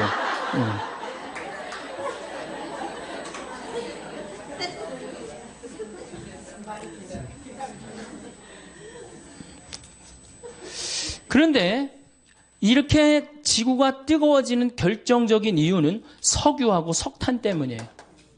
그렇죠? 석유하고 석탄을 너무 많이 떼갖고 지금 우리가 이렇게 뜨거워지고 있는 거예요. 근데 우리나라는 석유하고 석탄이 납니까? 안 납니까? 안 나죠? 근데 우리나라 사람들은요, 우리 자신이 산유국인 줄 알고 살아요. 우리나라 사람들 석유 쓰는 걸 보면요, 내가 산유국인 양 써요. 우리나라가 에너지 사용량이 100이면은 OECD 국가는 72를 씁니다. OECD 국가, 경제개발협력기구 국가들은 일본은 35를 써요. 독일이 85, 미국이 75, 프랑스가 81, 우리나라는 100을 써요. 그러니까 얼마나 많이 에너지를 쓰는 거예요. 겨울에 보면 나는 겨울철에 제일 꼴보기 싫은 사람이 누구냐면 반팔 입고 돌아다니는 여자들. 제일 꼴보기 싫어요. 방에 보일러 떼놔갖고 너무 더워갖고 어떻게 하는 거야? 반팔 입고. 여러분들 유럽에 가보면요. 겨울에 다 어떻게 하고 있어요? 다 옷 입고 담요 다 덮고 있어요. 온도 안 올립니다. 에너지 절약한다고. 독일은요. 우리나라하고 똑같이 석유가 한 방울도 안 나요. 독일은. 그래서 70년대 오일 쇼크를 받고 독일이 내린 결론이 뭐냐? 에너지 절약이에요. 우린 절약해야 된다. 그래갖고 이 독일이 얼마만큼 절약을 했냐면 에너지의 45%까지 절약을 해요. 우리나라도 지금 에너지 절약에 들어가면은 그렇게 충분히 할 수 있어요. 근데 우리나라 사람 지금 정신을 내가 보니까 못 차려. 독일은 차가 막혀. 그럼 어떻게 하냐면 다 시동 끄고 내립니다. 시동을 끄고 다 내리고 그냥 밀고 가요. 대화하면서. 석유 아낀다고. 근데 우리는 차 막히면 어떻게 해요? 에어컨 켜놓고 차 안에서 꼼짝 안 하고 있잖아요. 그 수많은 차들이 그냥 저기 영동고속도로, 경부고속도로, 무슨 뭐 서해안고속도로 꽉 채우고. 생각을 해보세요. 이 조그만 나라에 자동차가 1600만 대가 있어요. 1600만 대. 지금 중국이 얼마냐? 3000만 대밖에 없어요. 13억이 3000만 대를 쓰는데 4500만이 1600만 대를 써요. 그래도 잘 먹고 잘 사는 거 보면 신기하지 않아요? 저는 신비해요, 신비. 대한민국이 이렇게 넉넉하게 먹고 사는 거 신비해요. 그 다음에 밤에 나가보면요. 내가 서울에 오면 정신을 못 차려요. 밤에 밤강에 오면은요. 이건 라스베가스 저리 가라요. 번쩍번쩍해요. 여러분들 제가 유럽에 여러 번 가봤는데 유럽에 가보면 밤이 깜깜해요. 다 그 시간에 뭐예요? 다 집에 들어가 있어요. 우리나라는 밤만 되면 다 나와. 밤만 되면 다 나와갖고 그냥 그 밤새. 그리고 여러분들 그 도시의 그 유럽의 밤, 파리의 밤, 뭐 로마의 밤은 어두컴컴해요. 진짜로 어두컴컴해. 근데 우리는 내가 그 사당동 요새 강의 그쪽에 많이 나가는데 그 사당동 거기 보면요. 번쩍번쩍번쩍해요. 낮인지 밤인지. 그러니까 우리가 산유국인 줄 알고 산다니까. 여름에는 에어컨을 너무 많이 떼갖고 어떻게 해요? 냉방병에 걸리고. 겨울에는 너무 뜨겁게 해서 반팔 입고 다니고. 이 제정신이에요? 제정신 아니에요? 이 제정신 아닙니다. 우리나라 사람들이요. 정말로 정신 차려야 돼요. 지금 우리가 다른 거에 신경 쓸 게 아니에요. 석유가 여러분들 2000년에 겨우 얼마였냐? 18달러였어요. 18달러. 1배럴에. 1배럴이라고 그러면은 159리터야. 159리터면 여러분들 이렇게 드럼통이라고 그러죠? 드럼통. 그거 한 통이에요. 그게 18달러야. 작년 9월에 몇 달러냐? 80달러야. 오늘 보니까 126달러야. 우리나라는 140달러가 넘었으면 우리나라 경제 못 견딥니다. 왜냐하면 작년에 3,400억 달러 정도 수입을 했는데 그 정도 수입을 했는데 석유하고 에너지만 얼마를 수입했느냐? 1,000억 달러를 했어요. 석유 단일 품목만. 그러니까 우리는 석유 다 해갖고 물건 만들어서 팔아갖고 뭘로 다 날려버려요? 석유 들어오는 걸 다 날려버려요. 만약에 우리가 에너지 절약을 30% 하면 300억 달러 절약할 수 있는 거예요. 올해는 여러분들 얼마? 석유만 1,000억 달러예요. 다른 에너지 뭐 LNG, LPG, 석탄까지 하면 1,400억 달러 정도를 수입을 한대요. 그럼 우리가 견딜 것 같아요? 이미 못 견디는 선에 들어섰어요. 왜냐하면 물가가 4.5% 막 이렇게 올라가고 있어요, 우리. 그러니까 정말 어려운 거예요. 내가 평창에서 강의한다고 여기 강의 한번 나오면은 기름값이 딱 10만 원 들어가요. 10만 원. 그래 이제 강의도 못 다니게 생겼어요. 예. 예. 평창에서 여기 10시까지 돼서 올라오면 버스 없거든요, 아침에는. 그리고 우린 6시면 해 떨어지면 차 안 다니거든, 평창은. 그러니 어떻게 강의를 나와. 예, 참 어려운 거예요. 저는 괜찮아요. 혼자니까. 여러분들 중에 140달러 넘어 여기 반 이상은 다 절대 안 납니다. 반 이상은 또 다 부도나요. 석유값하고 교회하고 무슨 상관이냐? 여러분들 못 먹고 못 살면 성당 나갈 수 있어요, 없어요? 못 나. 헌금이라도 좀 있어야지 그래도 성당 나갈 거 아니야. 헌금도 없는데 어떻게 성당을 나가. 그러니까 이 석유값 이거 떨어뜨려야 되기도 하지만 우리는 석유가 없기 때문에 방법 못밖에 없어요? 절약밖에 없어요. 근데 우리는 온 천지에 불 다 켜놓고 그냥 밤에 그냥 네온사인 번쩍번쩍하고 먹긴 또 얼마나 먹어요. 내가 일본에 가갖고 회 정식을 먹는데 회가 딱 2첩 나왔어요. 그래갖고 이제 2첩을 딱 먹고 기다리고 있었어요. 나올 줄 알고. 난 이게 애퍼타이저인 줄 알았어요. 그래갖고 하도 안 나오길래 가이드한테 야, 왜 회 정식 시켰는데 안 나오냐 그러니까 아까 먹었지 않느냐고 그러더라고요. 우리나라는 어때요? 횟집에 가면은 일단 가면 뭐가 나와요? 소라 나오지, 해삼 나오지, 멍게 나오지, 오징어 썰어 좀 내보내지, 거기다가 개불, 또 괜찮은 집은 저기 뭐예요? 전복까지. 회 나오기 전에 벌써 배불러. 그래갖고 이제 회가 나오면 어떻게 나와? 이만한 접시에 가득 나옵니다. 가득.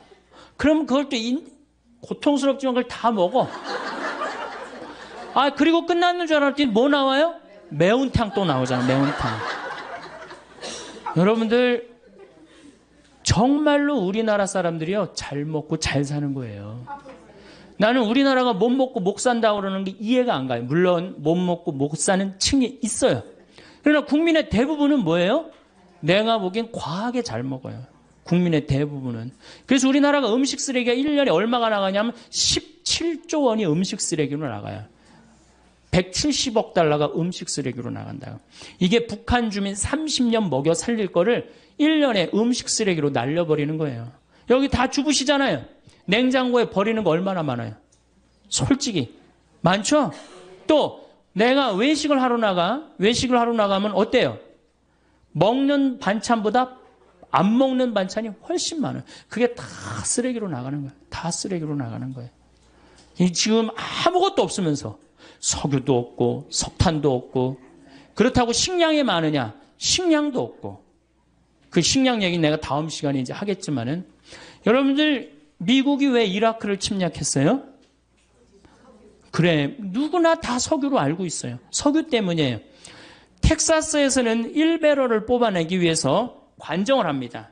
뚫는데 돈이 얼마가 들어가느냐? 1배럴 뽑아내는데 17달러 들어가요. 근데 이라크에서는 1배럴을 뽑는데 얼마가 들어가느냐? 1달러 들어요. 1달러. 비용이. 그러니까 이라크는 빨대만 꽂으면 다 나온다는 거예요. 탐이 나겠어요? 안 나겠어요? 탐이 납니다. 러시아는 어느 나라를 포기하지 않느냐? 체첸이라는 나라를 포기하지 않아요. 왜냐하면 체첸이 그렇게 큰 나라가 아니에요. 한 50만이 사는데 그 나라 전체의 석유가 다 나요. 그러니까 막 테러, 초등학교 애들 몇백 명 죽이고 테러 했었잖아요. 몇 년 전에. 그래도 러시아 눈도 껌떡하지 않아요. 왜? 석유가 있으니까. 이미 세계는 석유 전쟁에 들어가 있어요. 그리고 이 석유는 지금 126달러, 심하게는 200달러까지 뛴대요. 그럼 우리나라 어떻게 할 거야? 지금 소 갖고 그냥 난리치고 그냥 눈 자고 나면 소, 또 자고 나면 소 얘기하는데 소 얘기할 때가 아니에요, 지금. 석유 126달러 뛰는 게 문제예요. 그래, 석유는, 소는 안 먹으면 되지, 소는. 그리고 여러분들, 소 얘기 나왔으니까 소 얘기 좀 하면은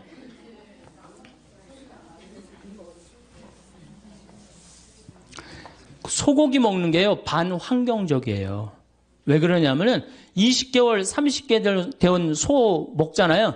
소가 한 번 먹으면 얼마나 먹겠어? 그거를 20개월을 소가 먹어. 그러면 그 소가 먹는 거 콩이나 옥수수나 이런 거 소가 먹거든요. 그럼 그 우리가 먹으면 어때? 사람이 먹으면 훨씬. 그러니까 내가 소고기 1인분을 먹으면은 20명 분을 먹는 거하고 똑같은 거예요. 후진국 사람들 20명 분을 먹는 거하고 똑같은 거예요. 그러니까 고기를 많이 먹으면 많이 먹을수록 반환경적이야.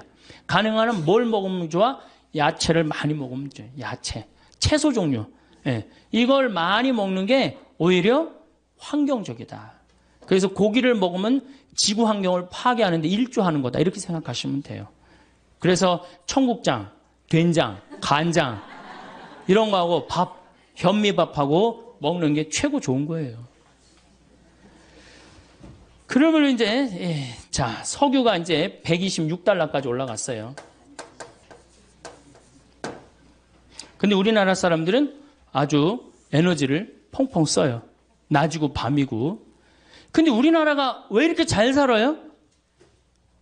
신기하지 않아요? 똑똑한 머리 때문에 그래요. 사실은 이미 5년 동안 우리나라는 배 수주를 다 끝냈어요. 자동차 잘 만듭니다. 차 제가 유럽에 가갖고 뭐 다른 나라에 가갖고 뭐 벤츠, 크라이슬러, 뭐 BMW 다 타봤어요. 왜냐하면 택시가 걔네들은 다 그런 거예요. 그래갖고 다 타봤는데 우리나라 그랜저만 못해요. 얼마나 좋은데요. 사실 실질적으로 2년 연속 그랜저가 유럽 차 선호도 1위예요. 지금 막 우리나라에서 막 외제차 타고 다니는 사람들 다 정신 나간 사람들이에요. 죄송한 얘기지만 왜? 그거보다 훨씬 좋은 차 우리나라 차 있는데 왜 다른 나라 차를 사요? 그거 한번 고장나면 부속품 사기도 힘들대는데 우리 그냥 고장나면 제깍제깍 동네에서 다 할 수 있는 건데 우리나라 차 좋습니다. 차 잘 만들죠. 배 잘 만들죠. 핸드폰 잘 만들죠. 핸드폰. 제가 항상 하는 얘기지만 이 핸드폰 하나로 300억 달러를 수출해요. 저는 우리나라 사람들 대단하다고 생각해요. 근데 우리나라는 지금 많은 에너지를 어디에 의존하느냐? 원자력 발전소에 의존을 합니다. 우리나라가 지금 원자력 발전소 16기가 돌아가요. 16기. 근데 지금 전기의 40%는 원자력에 의존하는 거예요, 우리나라가. 1986년 4월 26일 날, 벌써 22년 전 얘기죠. 이 소련이죠. 소련의 이 체르노빌 원자력 발전소가 터집니다. 기억나시죠? 예. 그때 터졌을 때 30만 명이 죽었어요. 그리고 지금도 500만 명이 고통을 호소하고 있다고 그래요. 한 번 터지면 반경 100km 못 살아요. 그리고 이 체르노빌 원자력 발전소 터져갖고 어떻게 그 방사능을 처리할 수가 없어갖고 지금 콘크리트로 막아놨어요. 근데 아직도 끓고 있다고 그래요. 10만 년 동안 끓는다고 그래요. 10만 년 동안. 방사능이 그 안에서. 근데 우리나라는 이게 남쪽에 16개가 지금 돌아가고 있어요. 물론 이게 에너지가 없는 나라에서 원자력은 매력이 있습니다. 그렇지만 방사능 폐기물, 여러분 핵 폐기물 얘기 많이 들었죠? 그거 이제 어디다 버릴 데가 없는 거. 내가 월성 원자력 발전소에 들어가 보니까 핵 폐기물을 쌓아놨는데 5단, 6단으로 쌓아놨어요. 갈 데가 없어요. 벌써 한 7, 8년 전에. 그러니까 이거를 이제 저장고를 만든다고 우리나라가 얼마나 갈등을 일으켰어요. 그런데 여러분들 막 우리 동네는 안 된다고 그러지만은 여러분들 누구 때문에 지금 전기 쓰는 거예요? 원자력 발전소 때문에 전기 쓰는 거예요. 그래갖고 왜 앞으로 2015년에 26기가 더 돌아간대요. 그러니까 총 26기가. 왜 이렇게 원자력 발전소를 많이 만드느냐? 그 원자력 발전소 IAEA 위원이라는 분한테 물어봤어요. 그랬더니 에어컨 때문이래요. 여름에 에어컨을 너무 많이 떼갖고 순간 출력이 올라가갖고 전기가 딱 차단이 되면은 산업시설이 얼마 전에 그랬죠. 산업시설이 한번 수백억, 수천억이 다 날아간다는 거예요. 근데 그게 이유가 뭐야? 에어컨 때문이라는 거예요. 여름엔 좀 더우면은 좀 이렇게 선풍기 좀 틀고 그러면 되는데 우리나라는 이게 산유국인 줄 알고 착각을 하고 막 들이대 대는 거예요. 이거 정말로 걱정이에요. 그래서 원자력 발전소는 더 세우지 말고 정말로 우리가 가야 되는 건 뭐냐? 풍력 발전기하고 태양광 발전기예요. 근데 우리나라는 사실 풍력이 좀 약합니다. 덴마크나 독일, 특히 덴마크 같은 경우는 2030년에는 전체 전력을 다 풍력으로 한대요. 그러니까 이런 나라들은 우리는 소 때문에 그냥 정신을 못 차리는데 이런 나라들은 이미 오래전부터 미래에 어떻게 될 것이다 예측을 하고 다 국가적으로 준비를 하는 거야. 근데 우리는 다 뒷북을 치고 있는 거예요. 지금 조금만 있으면 130달러 올라가면요. 우리나라 못 견딥니다.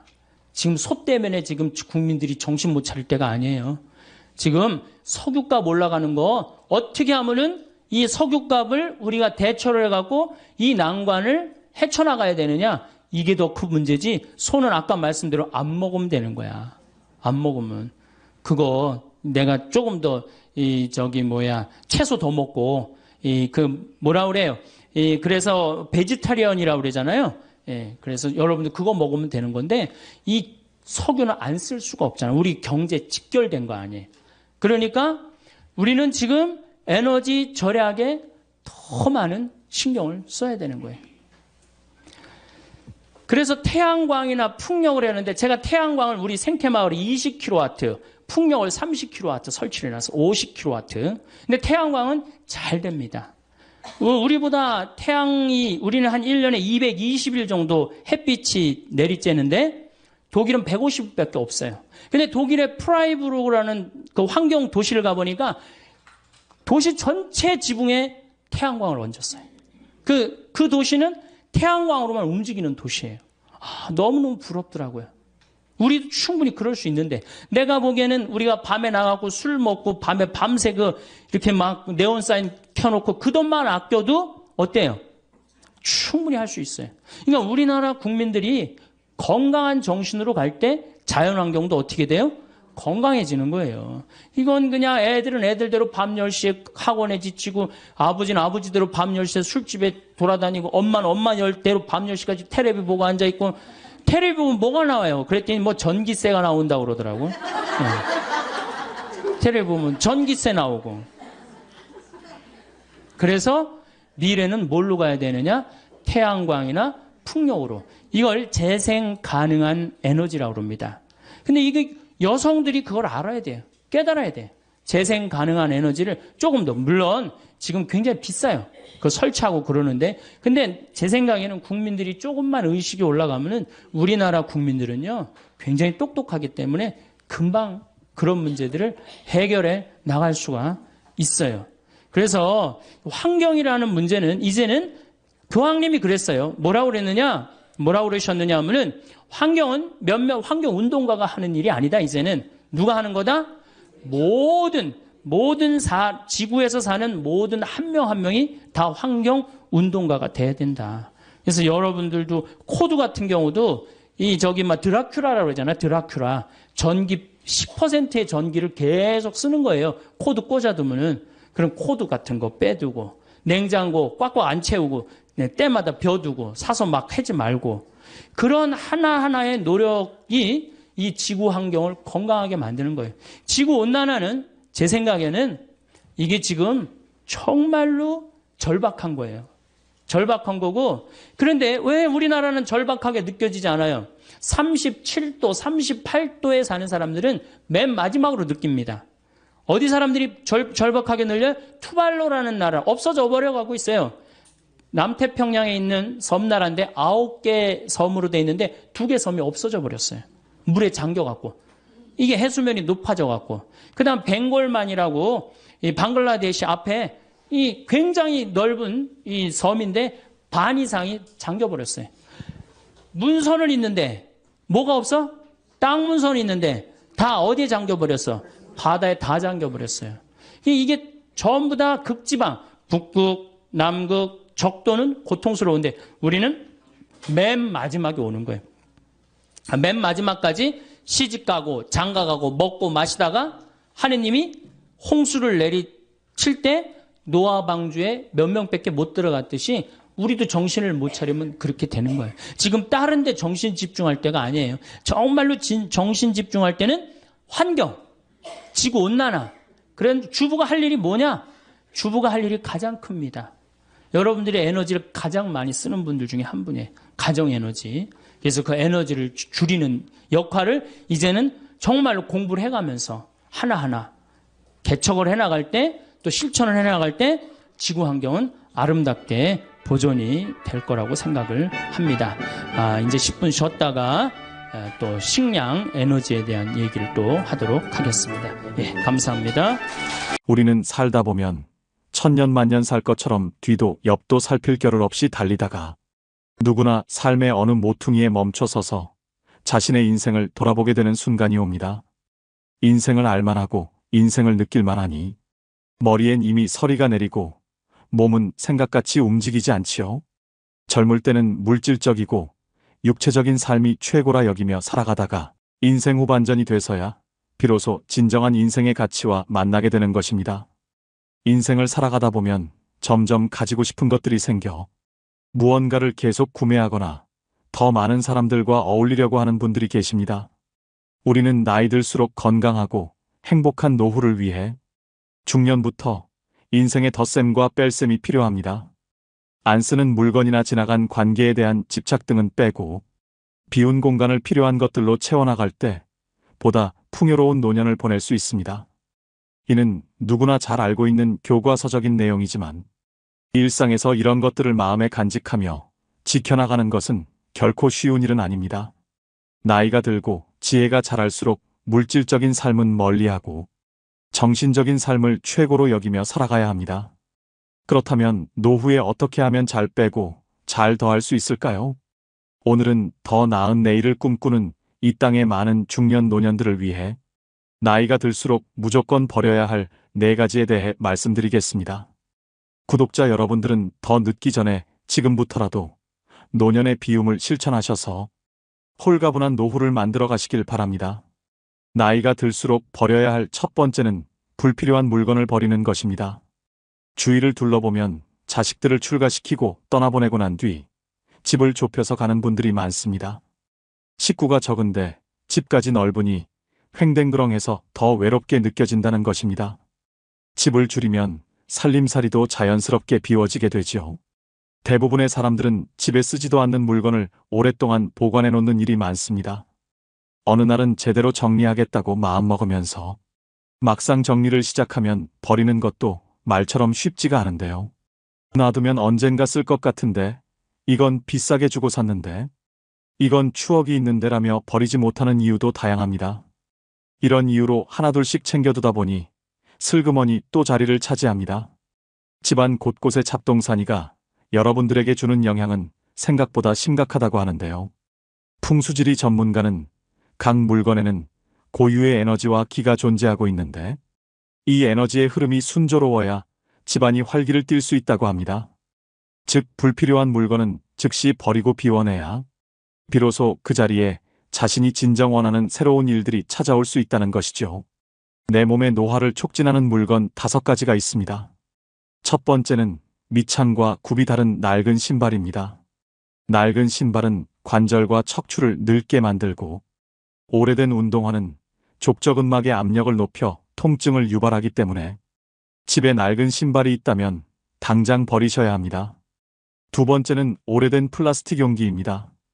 오래된 플라스틱에는 환경 호르몬과 세균도 많고 음식물을 오염시키기 때문에 과감하게 버리셔야 됩니다. 세 번째는 오래된 칫솔입니다. 벌어진 칫솔모는 잇몸을 손상시켜 구강 노화를 촉진한다고 하는데요. 3개월마다 교체해주는 것이 좋습니다. 네 번째는 오래된 기름입니다. 오래되어 산패된 기름은 일단 몸속에 들어가면 배출이 안 되고 혈전을 만들어 혈관을 좁혀 여러 가지 질병을 유발하므로 오래된 기름은 절대 드시면 안 됩니다. 마지막으로 5번째는 오래된 이어폰입니다. 볼륨 키운 이어폰은 청력 노화를 촉진시키고 소음성 난청의 원인이 된다고 하는데요. 이어폰을 낄 때는 최대 볼륨의 50% 아래로 듣고 오래된 이어폰은 버리셔야 합니다. 빨리 늙지 않고 좀 더 건강하게 지내기 위해서라도 집안에 있는 오래된 물건은 과감하게 버리셔야 됩니다. 모든 것이 부족하던 시대에는 많은 것을 소유하는 게 미덕이었으나 요즘처럼 넘쳐나는 시대의 무절제한 풍족함은 오히려 짐이 되고 욕심이 됩니다. 물질적인 것을 아무리 많이 가져도 정신적으로는 점점 허기를 느낀다는 사람들이 많기 때문이죠. 철저하게 비우는 무소유의 삶을 실천하고 가신 법정 스님은 행복의 비결은 우선 자기 자신으로부터 불필요한 것을 제거하는 일에 있다고 말씀하셨습니다. 버리고 비우는 일은 결코 소극적인 삶이 아니라 지혜로운 삶의 선택입니다. 비우기가 익숙해진다면 필요 없는 물건들을 아무 생각 없이 사모으던 습성도 사라질 것입니다.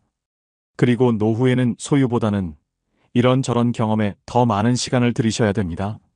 물질적으로 더할 나위 없이 풍요롭지만 정신적 공허함은 그 어느 세대보다도 깊은 중년 노년들에게 물건 버리기는 간결하고 자유로운 삶을 위해 반드시 실천해야 할 생존 전략입니다. 더불어 나이가 들수록 더 단촐하게 더 가볍고 명료하게 살기 위해서는 늘 자신의 것을 비우고 살아야 하는지도 모릅니다. 나이가 들수록 버려야 할 2번째는 앉아있는 시간을 줄이셔야 됩니다.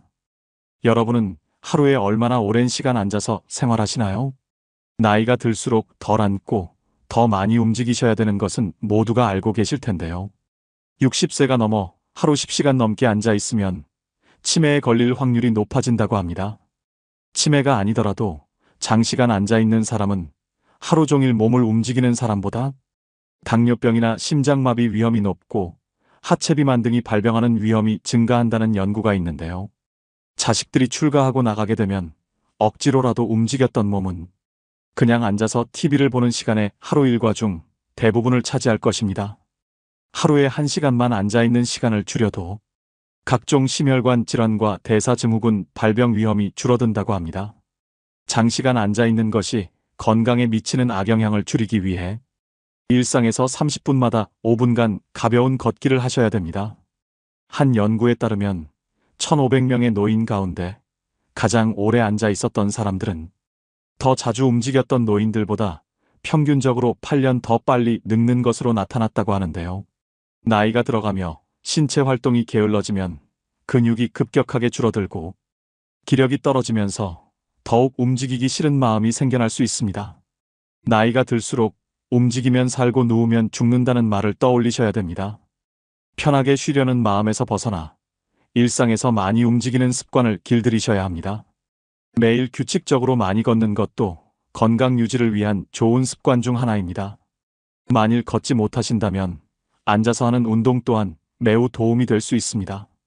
앉아서도 가벼운 스트레칭을 자주 해주신다면 몸의 움직임을 늘리는데 효과가 있습니다. 나이가 들면 운동을 해도 근력이 늘지 않는다는 잘못된 생각 때문에 고령자들은 운동을 시도조차 하지 않는 경우가 많습니다. 집에서 쉽게 할 수 있는 운동을 매일 10분만 꾸준히 해도 1년이 지나면 현재 근력의 20%까지 늘릴 수 있다고 하는데요.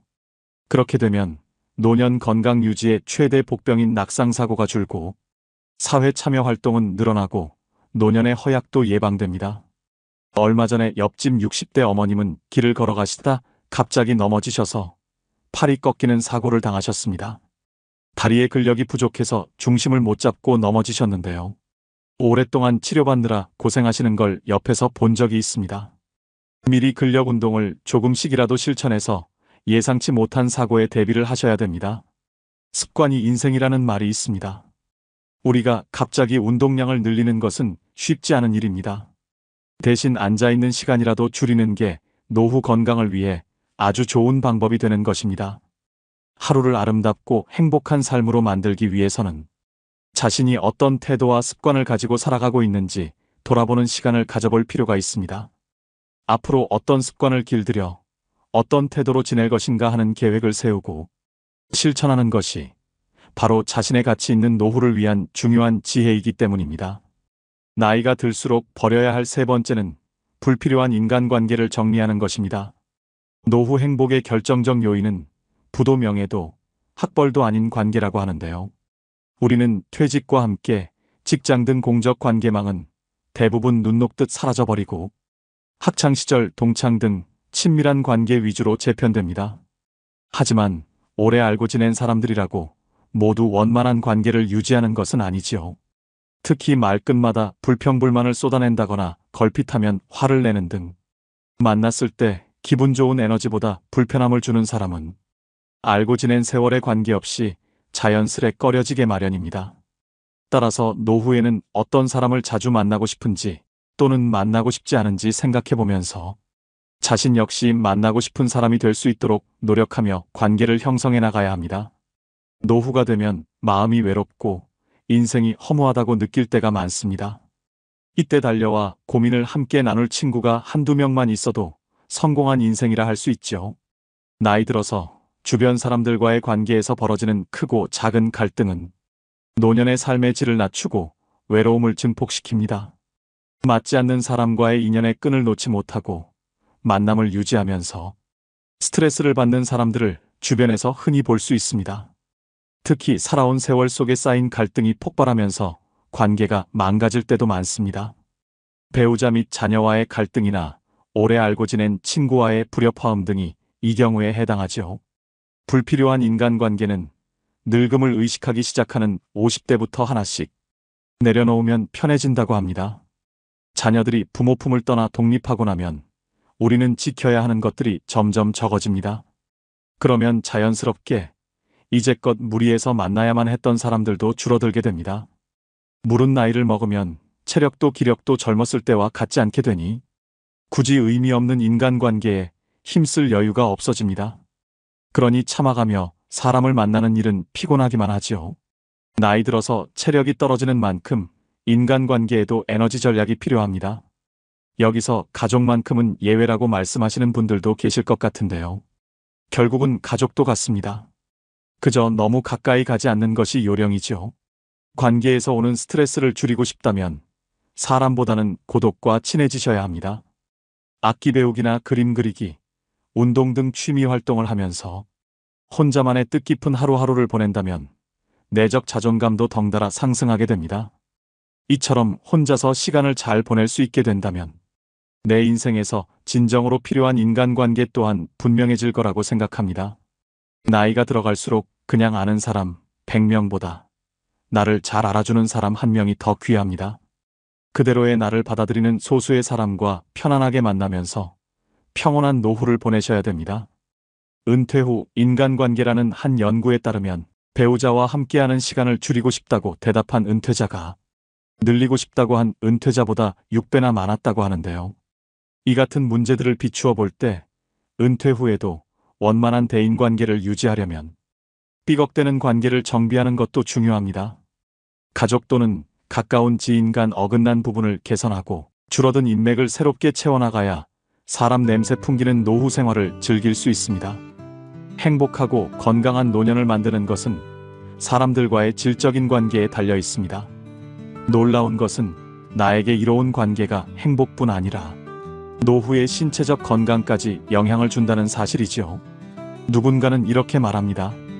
인생은 나를 알아주는 한두 사람 붙잡고 사는 거라고 하더군요. 나이 들어서도 너무 관계에 연연하다 보면 자신에게 소홀해지곤 합니다. 그럴 때일수록 잠시 멈춰서 자기 자신을 챙겨보시면 좋겠습니다. 마지막으로 나이가 들수록 버려야 할 네 번째는 식사량을 줄이는 것입니다. 아무리 몸에 좋은 것도 지나치면 병이 됩니다. 먹을 것이 부족했던 과거와 달리 요즘은 먹을거리가 넘쳐나 영양 과잉 섭취로 인한 고혈압, 당뇨, 그리고 높은 콜레스테롤 등의 만성질환 환자가 빠르게 늘어나고 있다고 하는데요. 특히 중년 이후엔 여러 호르몬 분비와 기초대사량이 감소하기 때문에 운동하지 않고 과식이나 폭식을 반복적으로 하게 되면 내장 지방이 쌓여 복무비만이 됩니다. 나이가 들어서 몸에 좋다고 무턱대고 먹다 보면 오히려 영양 과잉 상태를 초래해서 질병으로 발전할 수 있다는 사실을 아시나요? 실제로 소식하는 습관은 노화를 늦추고 노화와 관련된 질병 위험이 낮아집니다. 소식을 하면 뇌세포의 활동이 활발해질 뿐 아니라 체중이 5%만 줄어도 허리와 무릎에서 느끼는 부담과 통증도 사라지고 목과 어깨도 가벼워집니다. 또한 몸에서 독소가 빠져나와 혈액순환도 좋아지지요. 살이 빠지면서 얼굴 라인도 살아나고 고민했던 뱃살도 쑥 들어가서 몸매가 청춘 시절로 되돌아갈 수 있습니다. 인류 역사 내내 배불리 먹는 것이 인류의 수건이었지만 이제는 영양 과잉 상태에서 벗어나야 합니다. 그래야 사는 동안 몸을 가볍고 건강하게 살 수 있습니다. 우리는 나이 들수록 첫 번째 목적으로 지켜야 할 것은 무조건 건강입니다. 그러니 급격하게 빼려고 하지 말고 식습관과 생활습관을 바로 잡는 것이 중요합니다. 그렇게 되면 살은 자연스레 슬슬 빠지게 될 것입니다. 나이가 들수록 과식보다는 적당한 배고픔을 즐기셔야 됩니다. 중년 이후에는 부족한 것을 더 먹는 것도 중요하지만 건강을 위협하는 나이살이 찌지 않도록 먹는 것을 줄여야 하는데요. 소식 습관을 유지하는데 도움이 되는 방법 3가지를 알려드리겠습니다. 첫 번째는 식사 시간을 적어도 20분 이상으로 유지하시고 음식도 많이 오래 씹으셔야 합니다. 두 번째는 수분 섭취가 중요합니다. 물이 부족할 경우 갈증을 배고픔으로 착각하여 과식하게 될 수도 있습니다. 세 번째는 그릇과 수저의 크기를 줄이는 것입니다. 처음부터 밥을 반 덜어놓고 먹고 작은 그릇을 이용하여 음식을 담습니다. 이처럼 나이가 들수록 먹는 것을 줄이는 것은 건강의 첫걸음입니다. 건강은 지나치게 강조해도 해가 되지 않습니다. 계속해서 말씀드리지만 인생을 살아가는 데 있어 중요한 것은 첫째도 둘째도 건강입니다. 젊었을 땐 하나라도 더 가지려고 몸 상하는 줄 모르고 살았지만 이제는 건강을 우선으로 챙기셔야 한다는 걸 항상 생각하셔야 합니다. 오늘의 영상 어떠셨나요? 우리는 나이가 들어가며 행복한 삶을 누리는 조건으로 건강한 몸과 함께하는 배우자, 하고픈 일들, 여유로운 자금, 그리고 남은 생을 동반할 친구 등을 흔히 떠올립니다. 하지만 누구나 그렇듯 생각한 대로 인생은 흘러가지 않습니다. 갑자기 건강에 이상이 생길 수도 있고 배우자, 친구와의 갈등이 깊어질 수도 있습니다. 일이 잘 풀려나가는 좋은 시간이나 일들이 꼬이며 어려움을 겪는 힘든 시간도 결국은 지나갑니다. 좋을 때나 어려울 때나 범사에 감사하며 이 또한 지나가리라를 마음에 간직하고 살아가는 것도 아름다운 삶의 지혜이죠. 흐르는 물을 되돌릴 수 없는 것과 마찬가지로 우리 인생도 결코 되돌릴 수 없습니다. 아름다운 삶을 위한 생활 수칙은 개인에 따라 다를 수 있지만 그 지침을 정해놓고 실행하는 것은 자신의 마음가짐에 달려 있습니다. 일상에서 외롭다는 마음과 불안감을 떨쳐내고 소소한 즐거움에도 웃음 지으며 지내는 작은 실천들이 행복을 맞이하는 지름길이기 때문입니다. 그러자면 비움의 실천이 중요하겠죠. 나이가 들수록 인생을 일찍 깨달았더라면 좀 더 성숙한 삶을 살았을 텐데라고 후회하는 날들도 있습니다. 아쉽고 안타깝지만 남은 세월이 있기에 체험보다 비움으로써 마음의 안정과 풍요로움을 얻으셔야 됩니다. 더불어 인생의 후반전을 맞이한 우리는 살아있으므로 얼마나 행복한가를 더욱 더 가슴 깊이 느끼며 살아가야 합니다. 오늘 말씀드린 나이 들수록 버려야 할 4가지를 꼭 실천하셔서 품격 있는 노후를 만들어 가시길 바랍니다. 성공한 사람들을 보면 크게 두 부류로 나뉘는 걸 알 수 있습니다. 하나는 자신이 성공했다고 여기저기 떠벌리고 다니는 사람들, 그리고 또 하나는 조용히 아무 말 없이 자기 삶을 사는 사람들입니다. 우리는 흔히 성공을 하면 자연스럽게 자랑하고 싶어질 거라고 생각하죠. 좋은 차를 사고 비싼 시계를 차고 SNS에 멋진 사진을 올리고 싶을 겁니다. 왜냐하면 그렇게 하면 남들이 나를 더 인정해 줄 거라고 믿으니까요. 하지만 현실은 그렇지 않습니다. 오히려 진짜 성공한 사람들은 그렇게 행동하지 않습니다. 왜냐하면 보여줄 필요가 없기 때문입니다. 돈이 많다고 높은 자리에 있다고 유명하다고 해서 굳이 그걸 드러낼 필요는 없습니다. 그걸 아는 사람들은 이미 알고 있고 모르는 사람들은 알 필요가 없죠. 그런데도 굳이나 성공했다고 떠드는 사람들이 있습니다. 그런 사람들은 왜 그럴까요? 간단합니다. 그 사람들은 사실 그렇게까지 성공한 게 아니기 때문입니다. 우리는 종종 SNS에서 성공한 사람들을 봅니다. 해외여행을 가고 고급 레스토랑에서 밥을 먹고 멋진 차를 타고 다니는 모습? 그런데 가만히 보면 그런 걸 보여주는 사람들은 언제나 뭔가를 팔고 있습니다. 강의를 팔든 자기 브랜드를 홍보하든 아니면 단순히 자기 자존감을 유지하려고 하든 간에 결국 목적이 있는 거죠. 진짜 부자들은 그렇게 하지 않습니다. 오히려 조용히 아무도 모르게 자기 일을 합니다. 왜냐하면 자랑해서 얻을 게 없기 때문입니다. 오히려 괜히 잘난 척했다가 사람들에게 이용당하거나 시기와 질투를 받거나 쓸데없는 오해를 사는 게 더 피곤합니다. 이건 단순한 돈 이야기가 아닙니다. 사회적인 성공을 이룬 사람들도 마찬가지입니다. 진짜 실력 있는 사람들은 자기 실력을 굳이 떠벌리지 않습니다. 왜냐하면 그럴 필요가 없으니까요. 자기 분야에서 최고라면 사람들이 먼저 알아서 찾아옵니다. 반대로 실력이 부족한 사람일수록 자기를 포장하려고 애씁니다. 우리가 흔히 듣는 말이 있죠. 빈수레가 요란하다. 이 말이 괜히 있는 게 아닙니다. 정말 내실이 있는 사람들은 굳이 시끄럽게 굴지 않습니다. 반대로 겉만 번지르르한 사람들은 자기가 얼마나 대단한지 떠들고 다닙니다. 이걸 좀 더 현실적인 예로 들어볼까요? 동창회에 나가면 꼭 이런 사람이 있습니다. 옛날에는 별거 아니었는데 갑자기 잘 됐다고 나타나서 자기가 얼마나 성공했는지 자랑하는 사람. 처음에는 다들 와 대단하다 하고 들어주지만 시간이 지나면 어떨까요?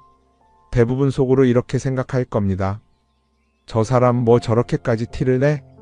결국 그런 사람은 점점 멀어지게 됩니다. 반면에 정말 성공한 사람들은 조용합니다. 굳이 자기가 어떻게 살고 있는지 설명하지 않죠. 그런 사람들은 오히려 주변에서 먼저 알아보고 자연스럽게 존경을 받습니다. 그게 진짜 성공입니다. 그럼 우리는 어떻게 해야 할까요? 내가 뭔가를 이루었을 때 굳이 남들에게 알릴 필요가 있을까요? 물론 가까운 사람들에게 좋은 소식을 전하는 건 좋습니다. 하지만 굳이 모든 사람들에게 나 이렇게 잘 살고 있어요 하고 알릴 필요는 없습니다. 그런 행동은 결국 나에게 득이 되지 않습니다. 성공이라는 건 원래 조용한 겁니다. 내가 잘 되고 있으면 주변 사람들이 자연스럽게 알게 됩니다. 굳이 내가 말하지 않아도 내 행동과 태도에서 묻어나오게 되어 있습니다. 그러니 굳이 보여주려고 애쓰지 마세요. 오히려 그게 더 진짜 성공한 사람의 태도입니다. 사람은 사회적 동물이라고 하잖아요. 혼자 살아갈 수 없고 결국 사람과의 관계 속에서 기쁨도 얻고 때로는 상처도 받습니다. 그런데 한 가지 생각해 볼 게 있어요. 우리가 정말 인간관계가 필요해서 맺고 있는 걸까요? 아니면 그냥 그래야 한다고 배워서 어쩔 수 없이 유지하고 있는 걸까요? 어릴 땐 친구 많으면 좋다고 하죠. 사회생활에서도 인맥이 중요하다는 말을 많이 합니다. 그런데 정작 주변을 보면요, 인간관계가 넓은 사람일수록 스트레스를 더 많이 받아요. 전화벨이 울릴 때마다 이번엔 또 무슨 부탁일까 싶고 단체 채팅방에서 메시지가 올 때마다 이걸 또 어떻게 대답해야 하나 고민하죠. 관계가 많아질수록 책임과 피로도 함께 늘어나는 겁니다. 어떤 사람들은 인간관계를 줄이면 외롭지 않겠냐고 해요. 그런데 가만히 생각해보면 진짜 외로움을 느끼는 순간이 언제인지 아세요? 오히려 불필요한 인간관계 속에 있을 때입니다. 같이 밥을 먹고 얘기를 나누는데도 뭔가 허전하고 대화가 컥 돌고 속마음을 나누지도 못할 때, 그럴 때 우리가 더 외롭다고 느끼죠.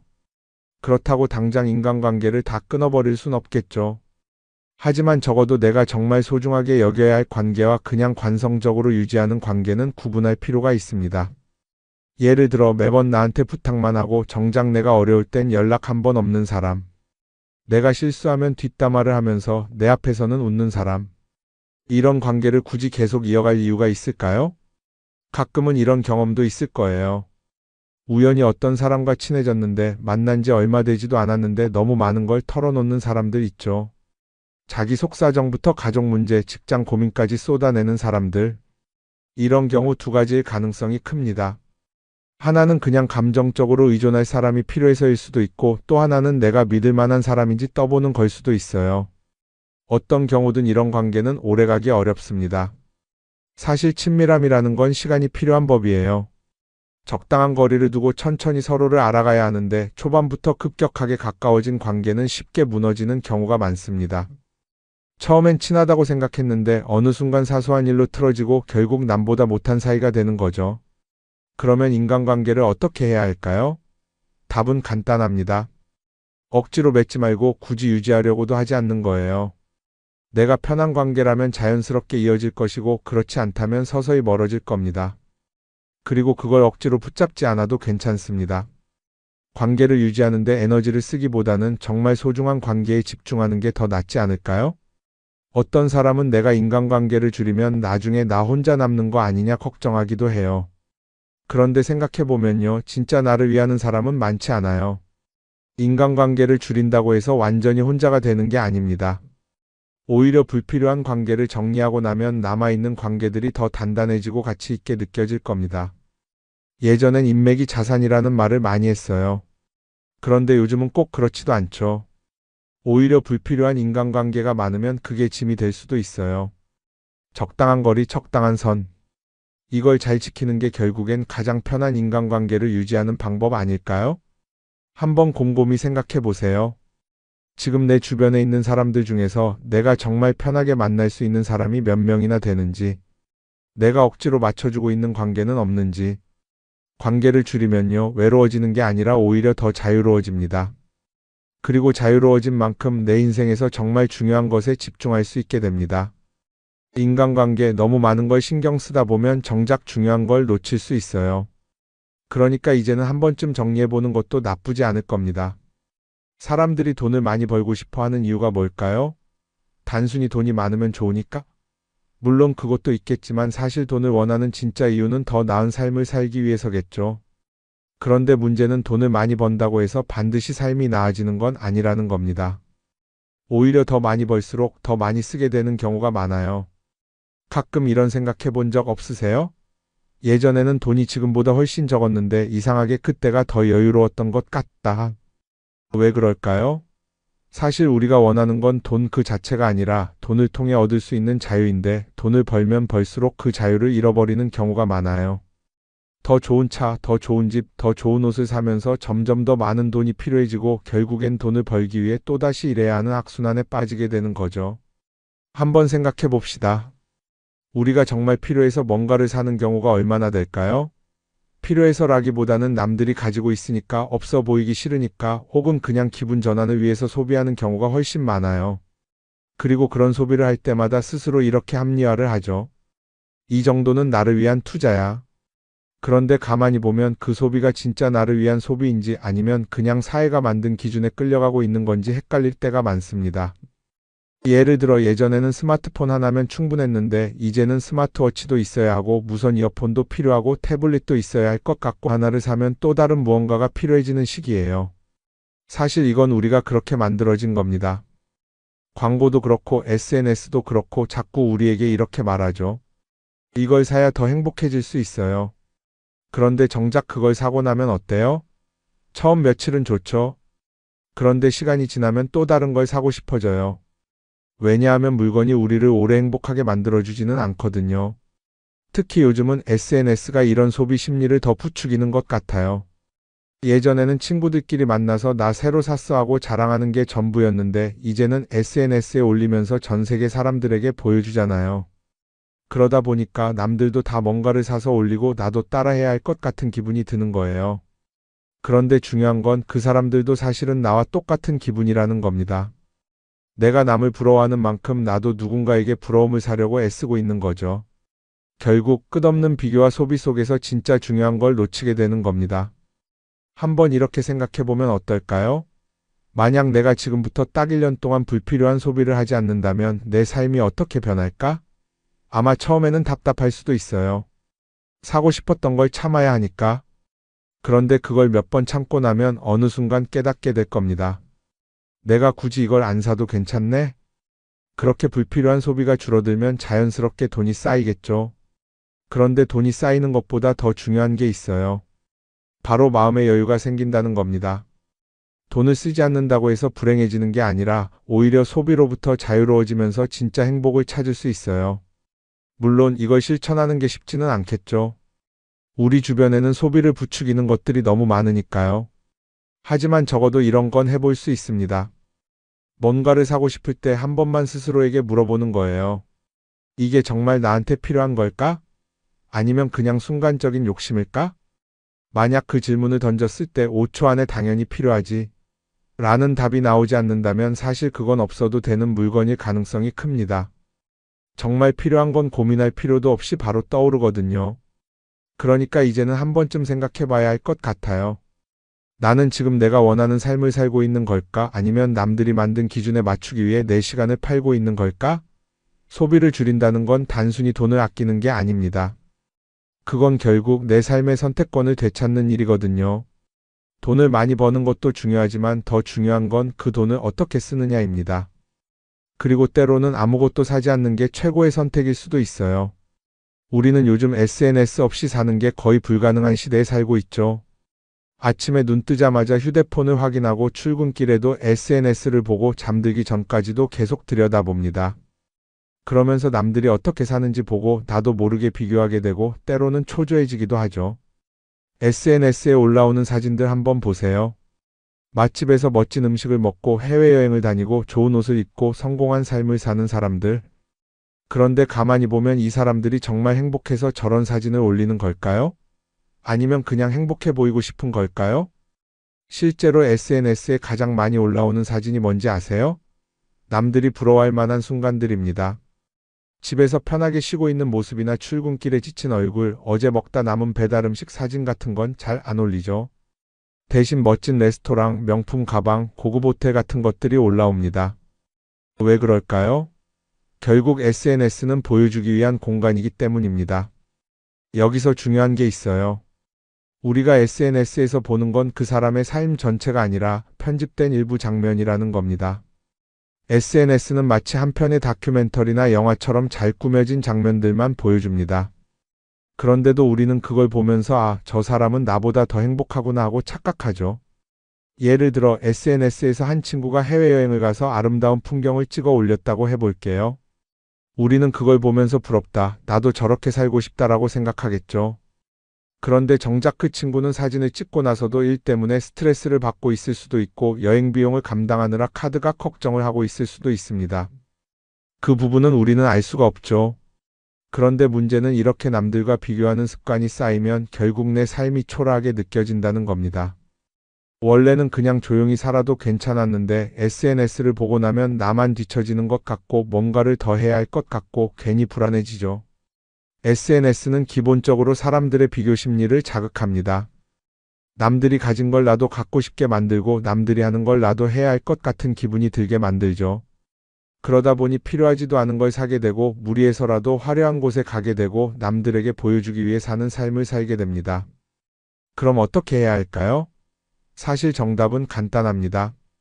SNS에서 보이는 것들을 곧이곧대로 믿지 않는 것입니다. 그리고 더 중요한 건 남과 비교하는 걸 멈추는 것이에요. 어떤 사람이 비싼 차를 타고 다닌다고 해서 그 사람이 꼭 행복한 건 아닙니다.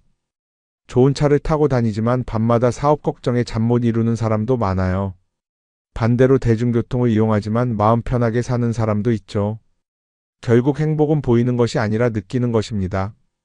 SNS를 덜 보면 덜 불행해진다는 연구 결과도 있어요. 하루 종일 남의 삶을 보면서 비교하는 시간을 줄이면 내 삶에 집중할 수 있는 시간이 많아지는 겁니다. SNS를 완전히 끊을 필요는 없지만 최소한 그 안에 있는 것들이 전부 진짜라고 생각하지 않는 태도는 필요합니다. 우리는 누구나 자신만의 속도로 살아가고 있어요. 남들은 남들대로 사는 거고 나는 나대로 살면 됩니다. SNS에서 남들의 화려한 모습을 볼 때마다 한 번쯤 이렇게 생각해 보세요. 이건 그 사람이 보여주고 싶은 삶일 뿐이다. 그러면 조금은 편해질 겁니다. 사람들은 다들 자기 인생을 살아간다고 생각하죠. 그런데 가만 보면 정말 자기 인생을 사는 사람이 얼마나 될까요? 많은 사람들이 사실은 남이 만들어 놓은 기준에 맞춰서 살고 있어요. 좋은 대학, 좋은 직장, 좋은 차, 좋은 집.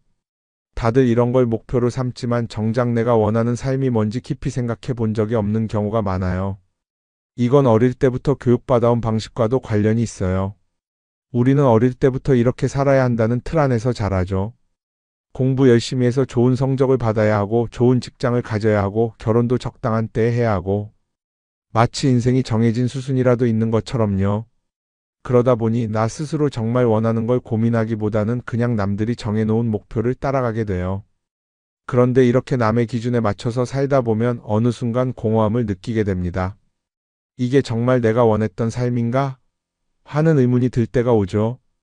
어릴 땐 성적이 목표였고 사회에 나와서는 연봉이 목표였고 결혼하고 나서는 아이 교육이 목표였는데 그 목표를 이루고 나면 허무한 거예요. 계속 뭔가를 이루긴 했는데 정작 나는 어디에 있는지 모르겠는 거죠. 진짜 중요한 건 내가 원하는 게 뭔지를 아는 것이에요. 그런데 이게 쉽지 않죠. 오랫동안 남의 기준대로 살아왔기 때문에 막상 내가 정말 원하는 게 뭐지? 하고 물어보면 선뜻 대답하기 어려운 경우가 많아요. 하지만 이 질문을 하지 않으면 우리는 평생 남이 정한 기준 속에서 살게 됩니다. 그럼 어떻게 해야 할까요? 첫 번째로 필요한 건 내가 왜 이런 생각을 하게 됐는지 스스로 점검하는 거예요. 예를 들어 내가 비싼 차를 사고 싶다고 생각한다면 그게 정말 내 필요 때문인지 아니면 남들에게 잘 보이기 위해서인지 한번 따져봐야 해요. 만약 남들이 나를 어떻게 볼까 하는 게 더 중요하다면 그건 내 기준이 아니라 사회가 만들어 놓은 기준일 가능성이 큽니다. 두 번째는 다른 사람의 의견에 휘둘리지 않는 연습을 하는 거예요. 우리는 살아가면서 끊임없이 남들의 평가를 받죠. 그 나이에 그런 걸 시작한다고? 지금 그게 가능하겠어? 이런 말들이 우리를 흔들어 놓습니다. 그런데 그런 말에 신경 쓰다 보면 결국 아무것도 하지 못하게 돼요. 중요한 건 남들이 뭐라고 하든 내가 결정하는 거예요. 물론 남의 조언을 들을 수도 있고 참고할 수도 있죠. 하지만 최종 결정은 항상 내 몫이어야 합니다. 내가 결정하고 내가 책임지는 거. 그렇게 해야